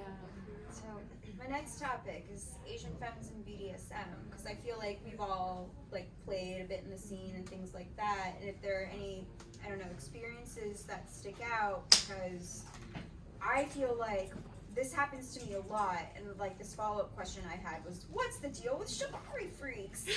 And this is because specifically, the thing in kink where I feel like I am most fetishized, and even though I'm not Japanese, is when it comes to rope bondage. Like I'll have, you know, typically like men of all races, but generally white, and they will come to me and they'll be like, oh, can I tie you up? And I'm usually very picky about who gets to tie me, so that there's something that I can't help but feel like, oh, it's a little freaky and like a little fetishizing and also appropriating, because it's like I don't think a lot of these people really understand the culture where that comes from as well. So there's that extra level of fetishizing, and if any of you have that, you know, experience in being the scene where you felt like you were being like going to a play party, I mean, I don't know. It's depends on the kind of parties you go to, but if any of that has come up.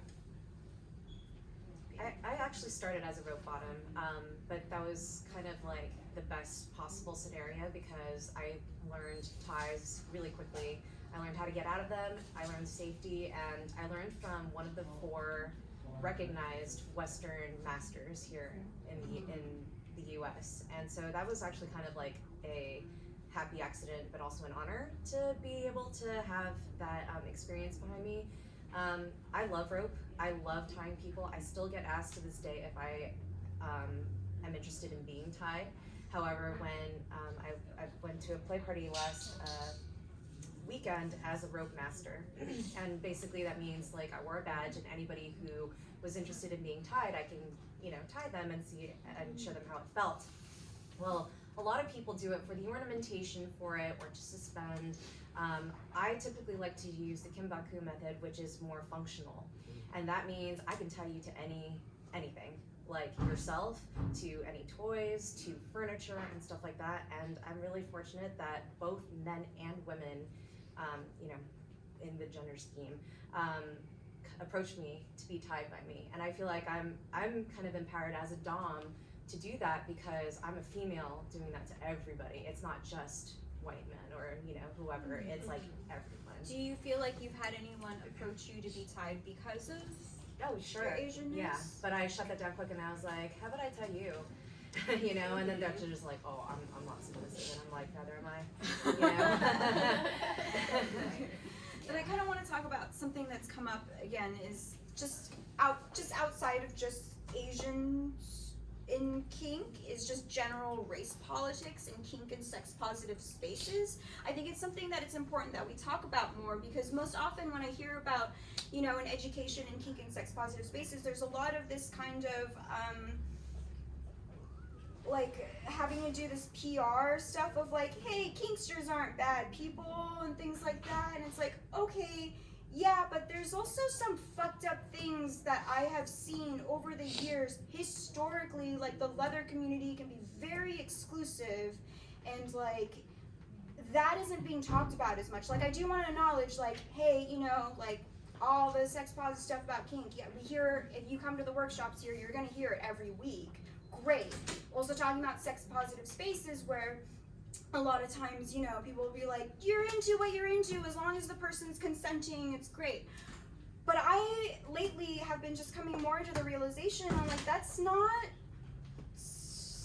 too chill, because like even if it is consenting, I think it is important that we learn to be self-critical and kind of break down where these, even though that they're taboo, you know, and things like that, like what are you still engaging in here? And if that comes to like race play and like racial fetishization and things, like yes, explore that. Like there's power in exploring that between, you know, two consent or multiple consenting adults, but at the same time, I don't think it's I think it can be harmful to just be like, well, that's just what I'm exploring and that's that. And it's like, well, you got to break that down, because the kind of play that you're engaging in, if it can be harmful, and I don't think we're recognizing that.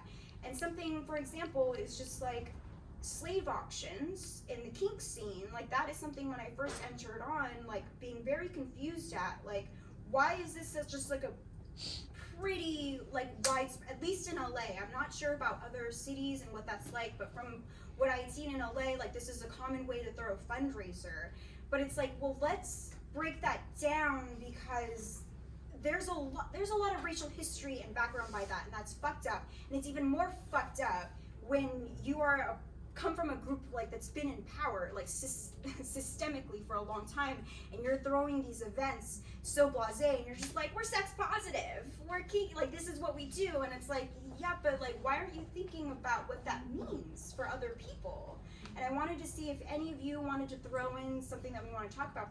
And the reason I want to do this is because I do not hear this enough.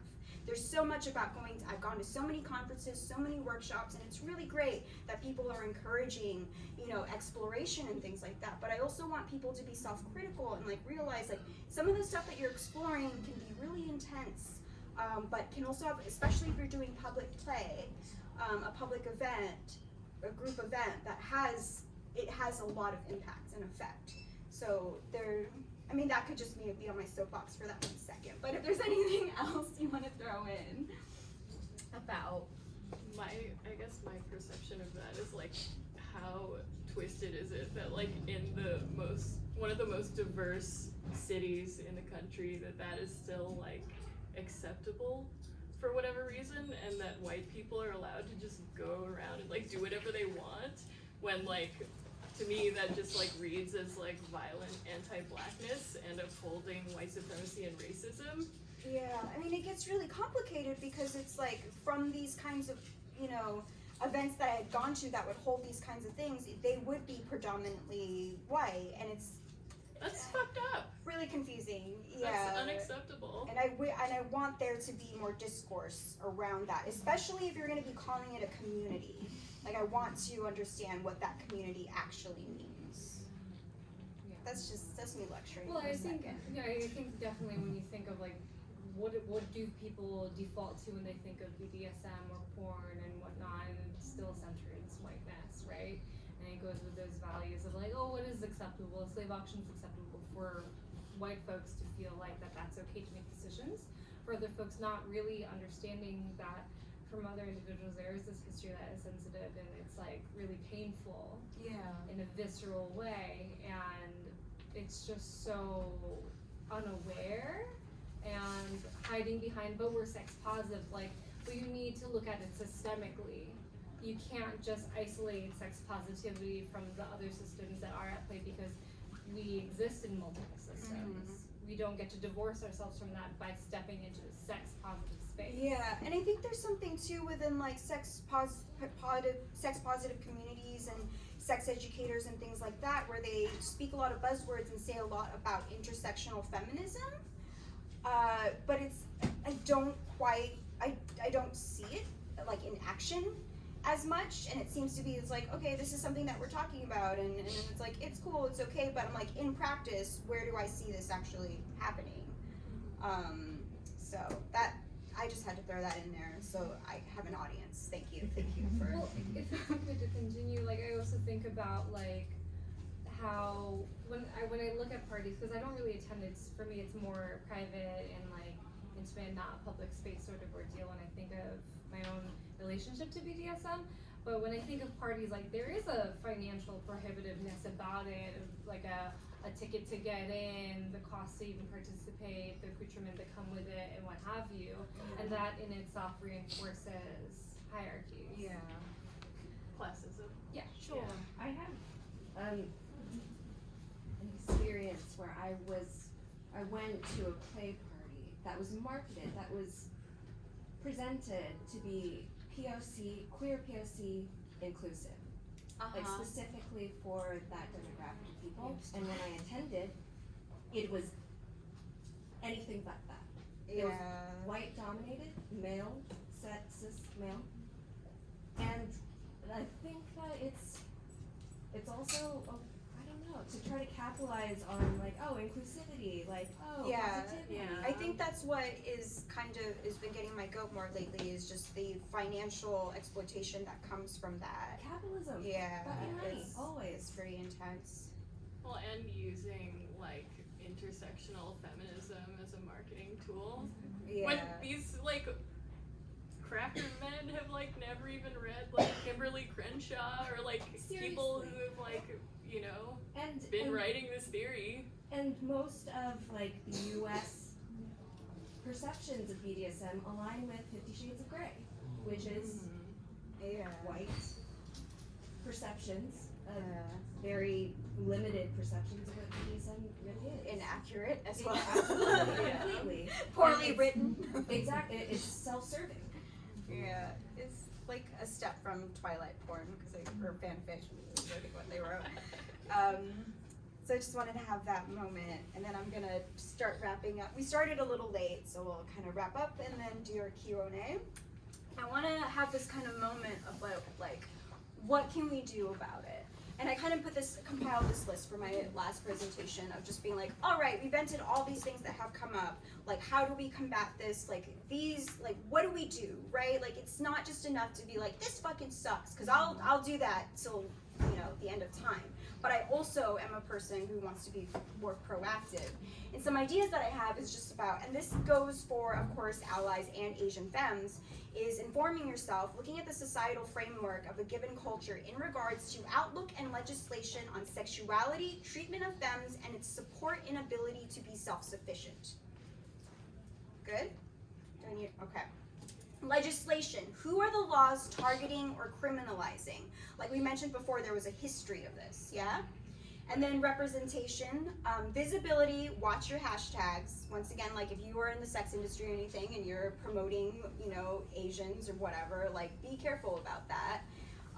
And the major thing for me is like, if you are a person who happens to be in the media industry or anything like that, giving more roles and more space for, Asian femme voices to be heard and not literally silenced because they're not allowed to speak English, and like not having to, you know, speak with like an Asian accent or anything. Like I want to see more of that. There's also that kind of power in reclamation, so learning how we can, you know, reclaim these stereotypes in a way that can be empowering to us, and establishing and asserting boundaries, I think, is something that it's got a lifelong, you know, journey. Discussion and productive communication, so that's something that I want to do, but I've been trying to do here, is sharing our experiences and also, you know, calling shit out when you see things that you think are fucked up. Because if you stay silent, like, how are people gonna know, you know? And like, I'm also a fan of public shaming. If I'm at a bar and maybe I've had a beer, if someone says something, I will make sure that they're with people within like 100-foot vicinity can hear me shaming this person and stomping away. And then the last part was specifically more geared to Asian Femmes sex workers, but of course anyone else is just like, be who you are, you gorgeous shimmering angel. Self-care is, I think, really important, just taking the community care as well and doing something like this. And then your one person's work, like what does your activism look like? Like it's not gonna be the same across the board, not everyone's an organizer. And for me, like a huge part of activism, I think, is art. Like whatever kind of passions and things that you want to do, like I really want to support, you know, giving space to artists. Do you have any other ideas of how to like throw on about subverting these stereotypes and trying to overcome or shift the cultural narrative that's been placed on us? I'm just gonna plug myself again shamelessly, but I produce my own short films. It's all out of pocket. It's free on YouTube. It's been censored for 18 plus, but it's still viewable. You can just find me at Domino Mara, and I'm making these short films on the different dynamics of BDSM. So what it means for a dominant, not necessarily Asian, but woman, to have these different roles with different people, and how I facilitate that through different fetishes. So my most viewed film is called Cocoon, and that is with rope.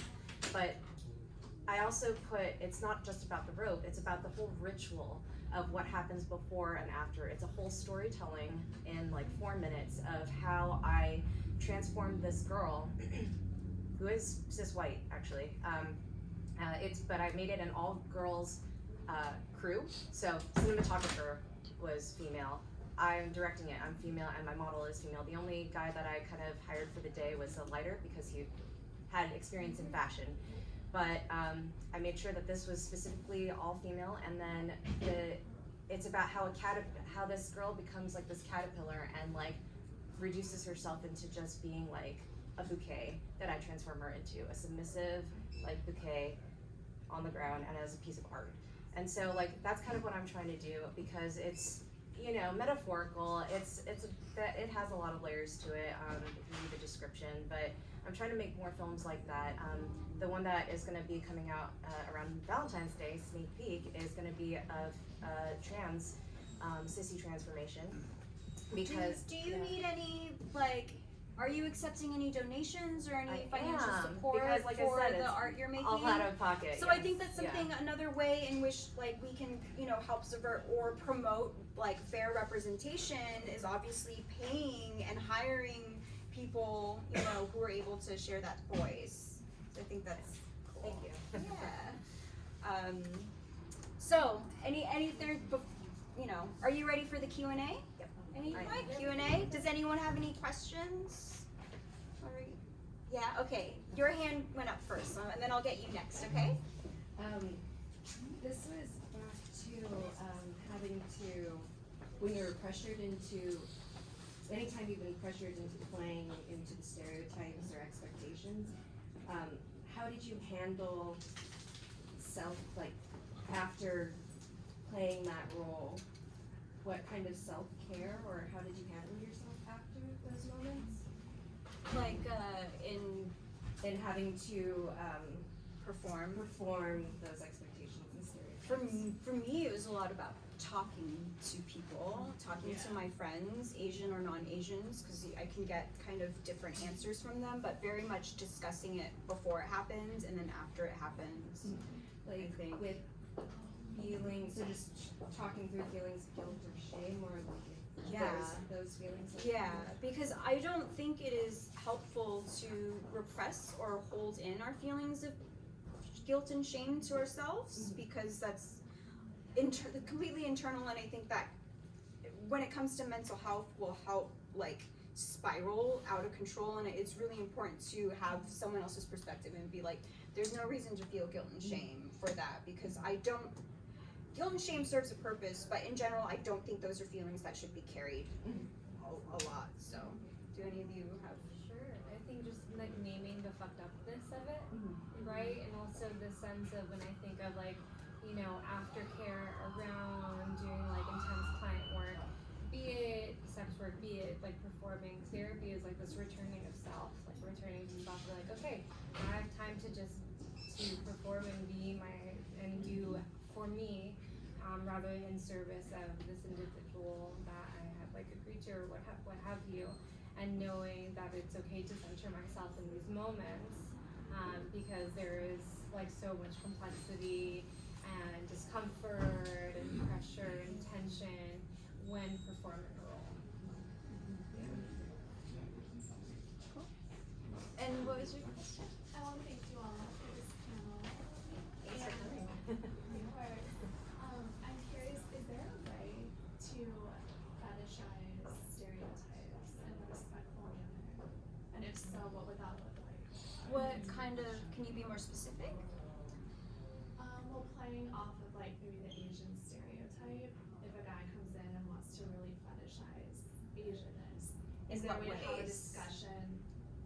So if they're gonna, because they're like, we've gone through, there are many different aspects in which Asians can be fetishized. Is there like a scenario that you're thinking of in particular that they're being Not fetishized? specifically, but just kind of wondering if you've ever come at it from an angle where I'm not going to take this like in a disempowering way. What's the way where I can have a conversation with this person so that it feels more empowering or like cathartic for the client? Do you understand the question, or do you need to Not elaborate? quite. You want asking how it can be cathartic for the client? Yeah. Like, can you be respectful and still fetishize a stereotype? Why do you want this question answered? Because I'm hearing that it's like really offensive stereotypes, and I can relate. Stereotypes exist because of racism. Like, it is racism in action typically, and it kind of depends on a lot of different factors. Like in, I think, a sex work specific context, like, is it a white man? Like, is it like, you know? Yeah, the power dynamics. It depends on a lot of different things, but like stereotypes like are racism, you know? And they're very flattening, like they essentially function to dehumanize. So how can that be respectful? What was it that you said earlier, what we were talking about earlier, that you were like, yeah, they were saying the same thing, but they were like being a little more respectful about it. It was earlier in Right. What was it? I don't remember In anymore. talking about asking about your ethnicity, like, is there a tactful way to say it that Thank seems you. like you're just curious Right. things and actually just them trying to figure out how they should treat you? Yeah, I mean, Yeah. and I guess like to build on that too, like, because I am like an Asian appearing person, but I'm like so tall, the expectation for me has been to be a dragon lady, which is like really a double-edged sword a lot of the time. Usually it impacts me in a negative way, I would say. But I mean, I guess in some cases when I feel like being a femdom, then like it can be cathartic for me, but usually, like, I would say like being stereotyped in general is like extremely harmful. Yeah, so I mean, if they're, I think what you're saying is like, if this person has this fetish and how they want to act it out with a client but ask for it respectfully, I think the only way it can be respectful, and I think the only way it could like not be as harmful, is if that client has done some kind of internal work. Some serious self-reflection. Yeah, a lot of self-reflection and being like, why do I want this? Where is this coming from? You know what I mean? And something, just having actual respect for the person and seeing the person as an individual and as a person outside of their Asianness. I think it's possible, but that does require a lot of work, and generally, from our experiences, I have never come across a client that has been like that. So just to jump in a little bit, some of my clients though don't know, right? They don't know how to look in sometimes, because they don't even know what it is they're asking of me. So what I do to ask like about their fetishes, I don't even bring my race into it. I ask them specifically like, what is your ultimate fantasy? What is it when you walk into a room that you want to happen? Like, let's say there's no boundaries of that. Take race outside of that, right? Like, what do you want to happen to you? Oh, you know, I imagine like a mistress, you know, just tying me up, blindfolding me quickly, and blah, blah, blah. Those are specific descriptions that are not even associated with that person. It's like those, if I'm able to have them break down what it is that they want to happen, and not like to a script necessarily, just like an idea of what they want. Say they like paddling, say they like being whipped, or say they just like being ignored in the corner for an hour, you know? That's my favorite. That's no work for you. But you know, those things, if they can isolate what it is that they're interested in, I feel like that's more of a healthy way to think about it, because it's like, that's the fetish. It's not necessarily about the person. It could be like they worship the person as like an exalted figure later on, you know, for whatever reason that might be. But what is it that that person is willing to facilitate for you? Thank you. Yeah, no problem. I asked because I heard another dominatrix say that BDSM plays on stereotypes, and like if you want to make money in this business, you have to stereotype yourself. So remember that whole thing where I was talking about race politics and kink? I think that kind of falls under that, where people feel you don't have to do anything. You don't have to play into these stereotypes. We choose to when we want to, when it feels empowering for us, but it's not something you have to do in kink. I don't at all. You can get into kink without any stereotypes at all. What you play on is archetypes. The dominant culture too, and like supporting that instead of marginalized people. Yeah, so like the archetype of the dom and the submissive, like the many types of archetypes with that, but they do not have to be stereotypes in which you would box someone in and expect them to be this way and only see them as those things. So I would have to disagree with that. I mean, that dom has, you know, whatever her own experiences, but just I think from what we've all been saying today is like, that I don't agree with that at all. I think that statement just like speaks on the fact that like white supremacy is pervasive in the US and globally, and like it exists in like all worlds, like whether it's like for me, I've experienced a lot in music and well, I mean like sex work too, but like of course it's going to exist in the kink community as well. And I think that the onus like shouldn't be on us either to like help, like I don't know, I guess perpetuate that, you mean? Or like for people in sex work to perpetuate I think that like white people need to be calling that out as a problem, because it's something that ultimately like harms Black, Indigenous, and POC the most, you know? I think it's more of a quick, rich scheme, actually. It's like, what can you do to make the fastest money possible? It's like play into what everybody already knows. I mean, what it is ultimately is playing into capitalism. Yeah. And with, I can see where that dom that you're talking about, like, oh, you have to do this. It's like, yeah, if you want to make a lot of money. And I'm going to be very well aware that there are some people, like, some Asian doms who do not give a shit, right, about these stereotypes of doing, they just want to, and that's fine, like that is their own journey and what they're going through. Yeah, people have to do it to survive too. But that's their priority as well. So they're willing to sacrifice that, you know. But I am just very wary of anyone in general who gives any kind of advice that says you have to do something. I'm like, so fucking against that. Are there any other questions? Yeah. I was wondering if any of you are aware of any like meetup groups or organizations or parties or like any kind of community spaces for Asian femmes, queer Asians, Asian sex workers, because I've done a lot of Googling and I'm struggling. Do we need to start one right now? I mean, welcome to our first. Here it is. Well, let me ask you this. What are you seeking? Are you seeking discussion? Are you seeking just like a community base? I Are you think seeking both. I'm seeking people who can relate to my experiences. I'm seeking people who I can talk to about that. Something I've been struggling recently with is how to reconcile the very hierarchical culture that I was raised in with the very egalitarian consent culture of kink, and how I personally struggle with advocating for myself and where that comes from. And I'm looking for people who might be able to relate to that experience, and if we can like deconstruct those ideas together and figure out ways to participate in the like very egalitarian consent culture of kink without feeling like we're sacrificing the cultures of our heritage. I would say, like, let's talk afterwards. Cool. And then we will.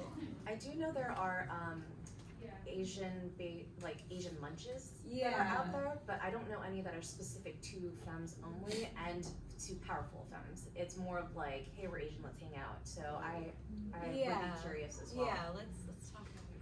Did you had your hand up? Yeah, question, 2 questions. Well, one, I can honestly say there were parts I completely was like, of this whole thing, where the history, the extreme acts, all those things, a lot of those things I was totally, I'm aware of it, it makes me sad.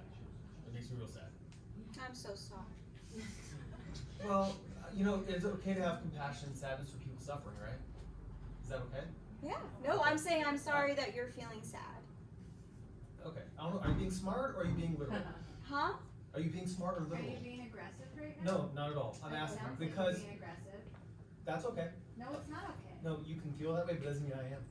But I So, think others here- might be feeling that too. That's okay. No, that's So- not okay. Wait, It's not so okay. it's okay for you to be perceived as aggressive and that's fine by you? Because it doesn't mean it's true. For you? For me. Okay. And I can self-care and feel that way. It's all right. So my question, I feel bad when people suffer. All right? It's just, it's true. So, okay, so my question is, what's the upward lifting way to go through this so that it unifies people?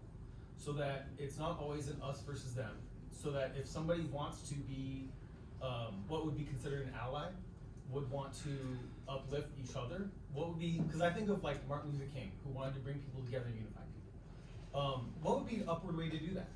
Give a lot of your money, so much of your money that it makes you uncomfortable. To who? To them. Okay.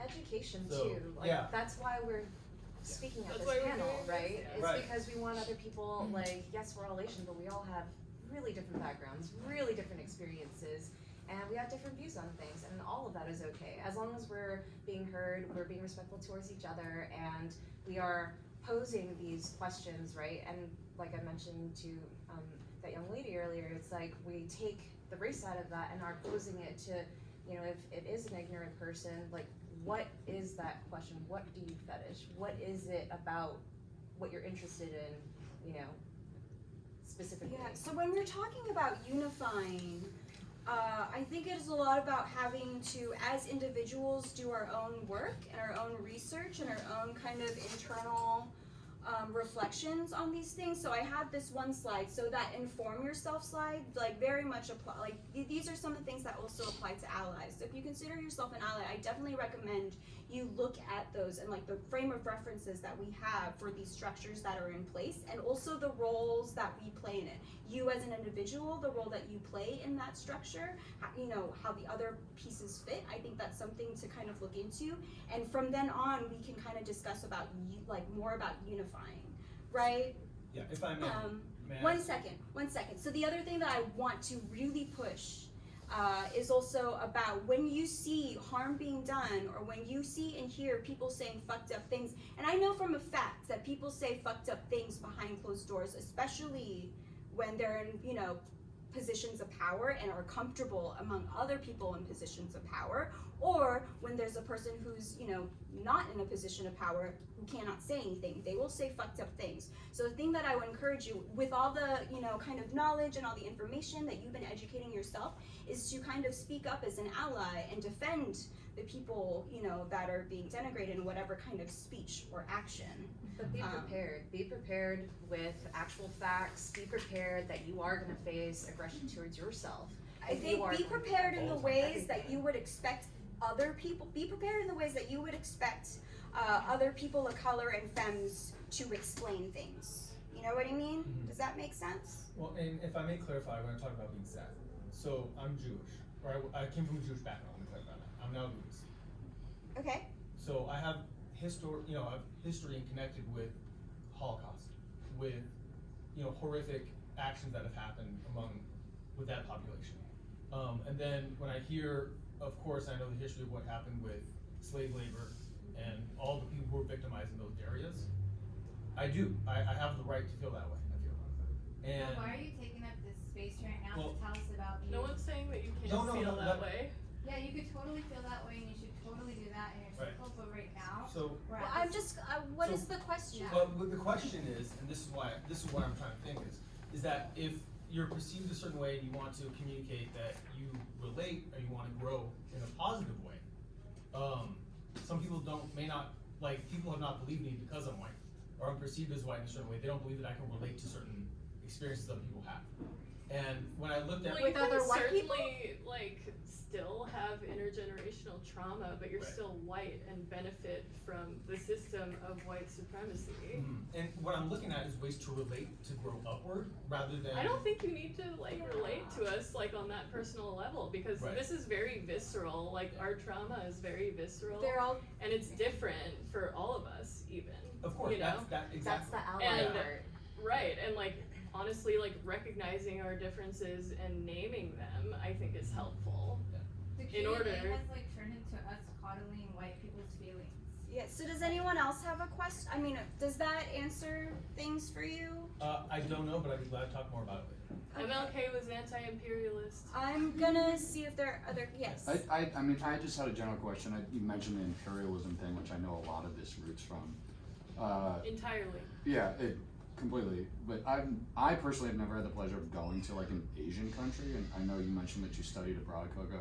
I'm curious of and I know there's major issues on the larger Asian continent specifically. It usually breaks down to colorism and different major historically national imperialist powers just in the country. And I'm curious if you saw anything, or if any of you have been there, if you've seen anything that's the way that the issues that we see, at least in this country, are different or the same or similar that occur over there. And of course, if there's anything, with our Western privilege that we can do about those larger issues. Wow, that's so tricky. Because from my experience being, living in Asia and things like that, and living in Thailand, which is an Asian country that has never been colonized, and it's something that they're very proud about, but at the same time, there are lots of ways where I see,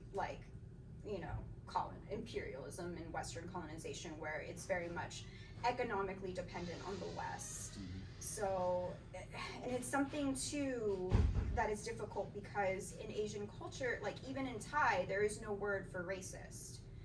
And it's these ideas that we have, intersectional feminism and all these ideas is very much, what we have now that's going on is much more Western. Whereas in Thai, often when I say LGBTQ, I have to explain what that means. So when I say queer, I also have to kind of, I don't think people understand, so it's been difficult for me to try to bridge both. It's at the end of the day, we agree on a lot of things, but there isn't as much awareness, at least in Thailand, around that stuff. So I don't think there honestly is a lot of self-awareness around, there are some people who know, but in Thailand also, there's a huge censorship within the news and in textbooks and the school, a lot of schools, they don't even teach about, world wars and things like that. So I don't have an answer for that. So, God. From my point of view in visiting the Philippines, let's say, they become super, inclusive with Westerners because they've got the money. So in the capitalist standpoint, all of their entertainment has been catered towards that. And so again, it would just be about breaking the stereotypes where it originates from, aka US, and making sure that that translates over to other countries, because what is making money here, like the fetishism of Asians and the certain like geisha ways or whatever, is being brought overseas, even in cultures that don't even have that in their part of lineage. And so if we're able to break that here at the source, other countries are going to follow. If that makes sense. It's going to be a long process. It's going to take years, but I mean, that is something that I've also definitely noticed, like even when it comes to cannabis, like it used to be legal in Thailand for a long time, and then with Western influence became illegal. You know, with the war on drugs, like Thailand followed that, and then now that, you know, cannabis is becoming increasingly legal here, Thailand last year recently legalized it for medicinal use. So there are ways that I do see like Thai government and probably other Asian governments, other Asian governments kind of following and mimicking like Western systems. Yes. My question is about, I feel like in my family, like sexuality is a big taboo. I was wondering if you, like, since you guys are pretty open about it, if like what, like that relationship is like, if you felt like if that was supportive, or if like you've had to like have a dialogue. That's an important question, actually. Yeah, I mean, I think like at least in looking back at my family and culture specifically, like having been colonized and having Catholicism be important and influence these views on sexuality, I see that in how the messages that were taught, like the shame specifically around sexuality, especially femsexuality, is there. So like I made this choice to come out to my family, because when you're born, it's a matter of when, not if, about being found out, and so it was this acceptance that I am going to come up against this rejection and the shade that my parents have because of their perspectives on those experiences and values and what that means outside of their specific acceptable context of it, when accepting that like my truth and experience of that is going to be very different, and that it is going to come with moments of disconnection to family, but that doesn't necessarily mean disconnection to my ethnicity and my culture. It's just like I understand that there is a generational gap and having to make peace with that, because it is super tough. Yeah. So actually my parents approached me last Thanksgiving,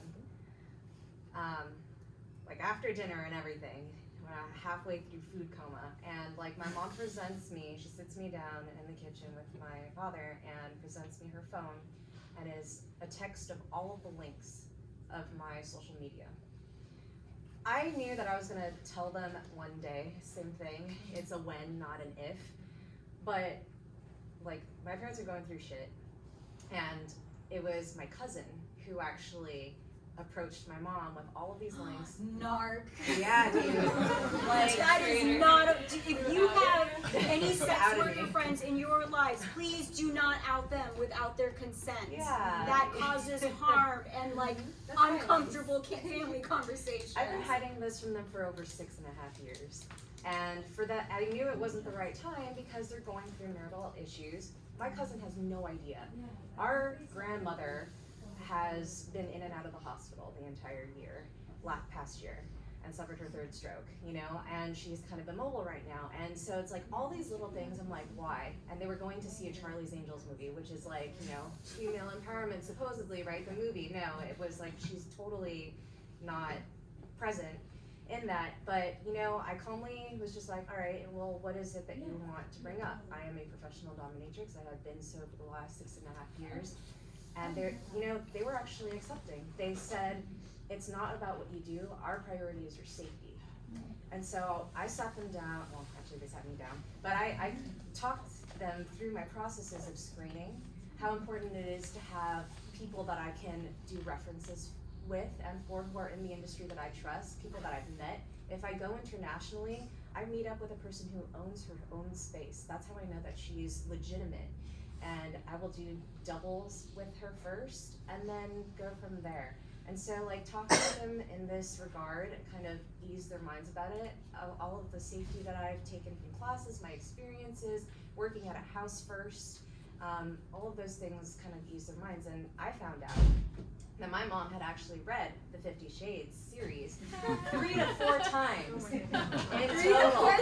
Yes. And not only that, I was really happy to hear, not only did she do that though, she was curious. And so she did her own research and looked up what is kink, what is BDSM. She learned about sex clubs, she knew about flogging, she knew about fire play, and she knew about, yeah, she watched my short film, Cocoon, and was like, you know what, you had to have training for that. And I said, yes, I did. I learned from a master, and I didn't just watch YouTube videos to try to figure out and put someone's life on the line, you know, by doing that. And so it really made me happy.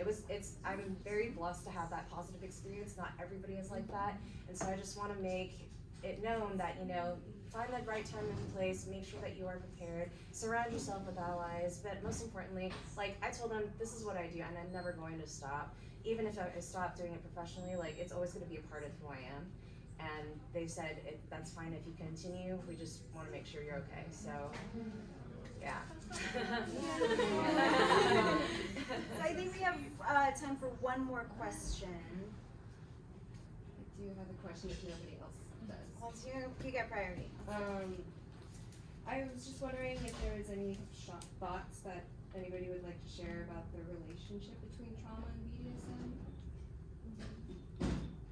That's a whole class. Beginning thoughts of like how you navigate that professionally or personally.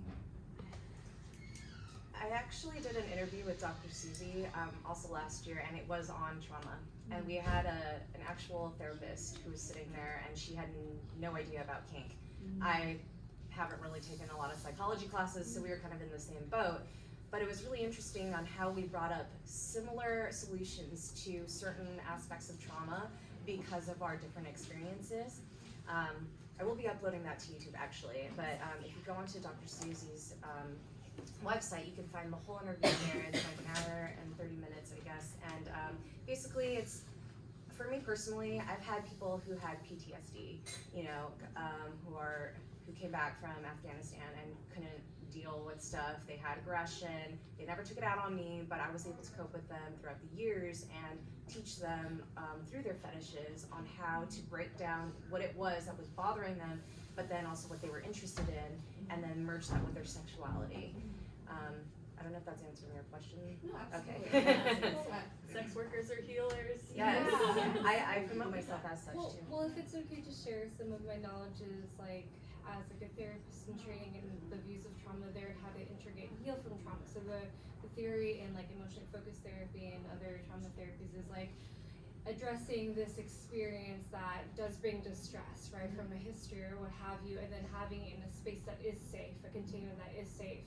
So it was integrated and stored in a way that like this can be transformed, and in BDSM it can be transformed through pleasure, or to pleasure, to release, to this reclamation of specific experiences to break that re-traumatizing cycle, rather than being trapped in that. I'm like, this is distressing, this is distressing. It's like, I'm gonna go into a space or an experience or situation that I know is safe, that I know is controlled and is trusting, and have my physiology fire in that way that was like akin and resonant to that traumatic state, but have the outcome be tenderness, be care, be nurturing. Write that story. Yeah, it's a rewiring of these neural pathways that have been firing as like, this is distress, this is distress, this is distress, but like, actually this is a place my body is safe enough to go to for it to feel okay and for it to be transformative.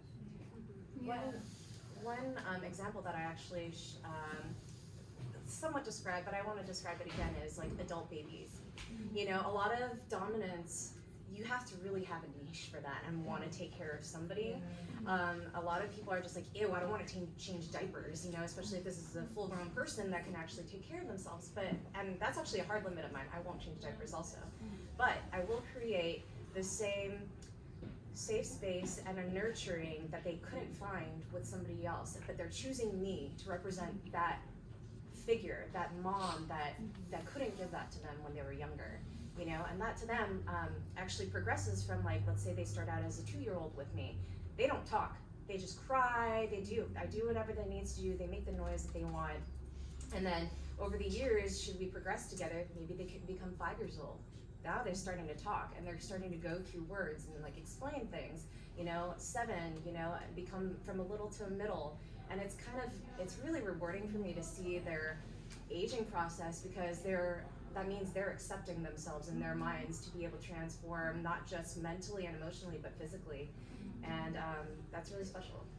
Yeah. No, there's like it's a fine line with like fetishes and desires and things like that, because I think it can become like quite obsessive. So someone who, you know, maybe engaging in like, you know, ABDL, like adult baby or like age play kind of stuff might come from a place of trauma.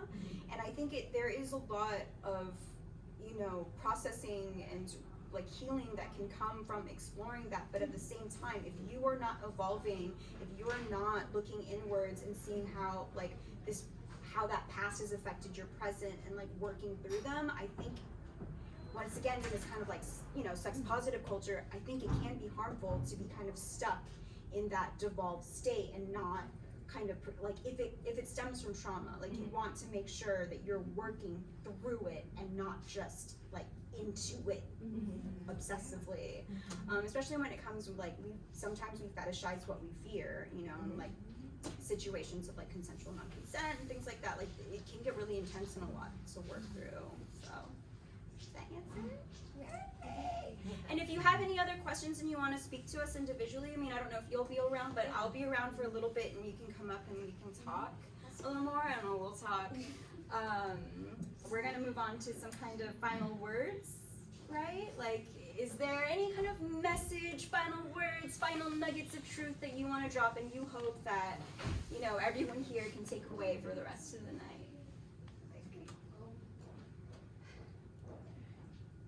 I've talked a lot, so I'm letting the ladies take away. Not the ladies. Or sorry. It's okay.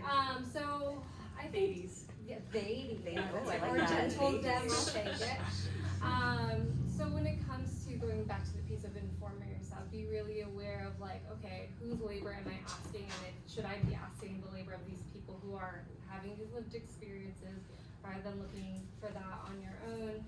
And also educating peers and acknowledging privilege. I think that's super key, right? We all have our blind spots when it comes to like injustices and marginalizations and like our positions in systems, because we navigate multiple systems. So like perhaps finding how do I fall in that system, acknowledging that everyone does experience like discomfort and marginalizations on different degrees and different identities and positionalities, but privilege is a thing, and harnessing that and acknowledging that as to like, okay, since I'm in a privileged position, should I be asking labor of these people for free, or should I be compensating them, acknowledging that I am coming from a position of like this blind spot of seeking knowledge.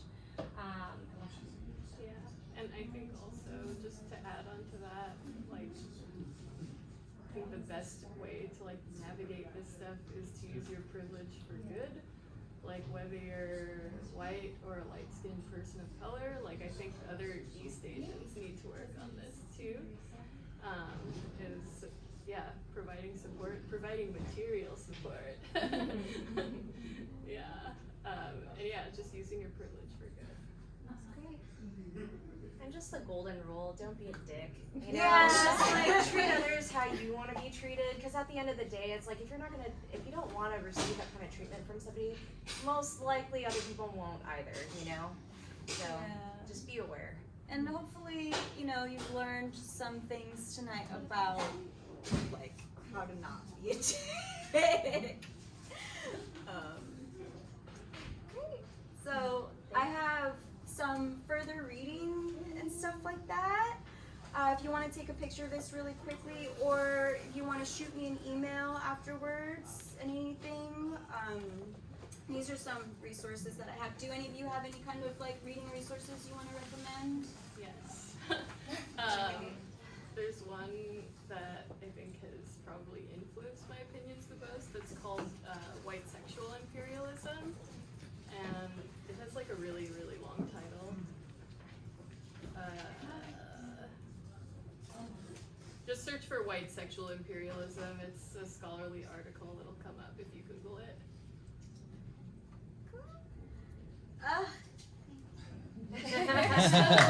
Thank you so for much. coming. Awesome. Thank you for coming.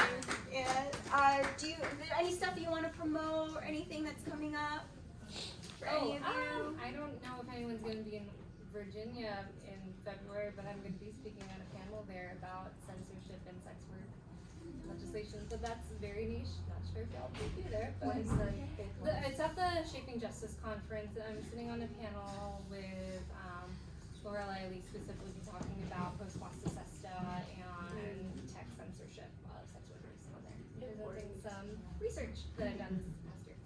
Will that be filmed? Maybe. It's a hard answer. It depends, I think. It might be, but you can follow me here if you want.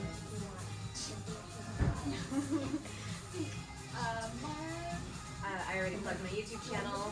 You Okay. can read it. It's on I'm the doing front. at the Echo February 17th. And then I've got my pet play workshop next week as well.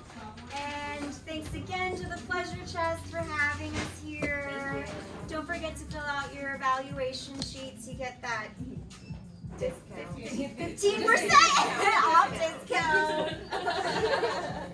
And it does really mean a lot. I wasn't expecting this many people, so thank you so much. Thank you.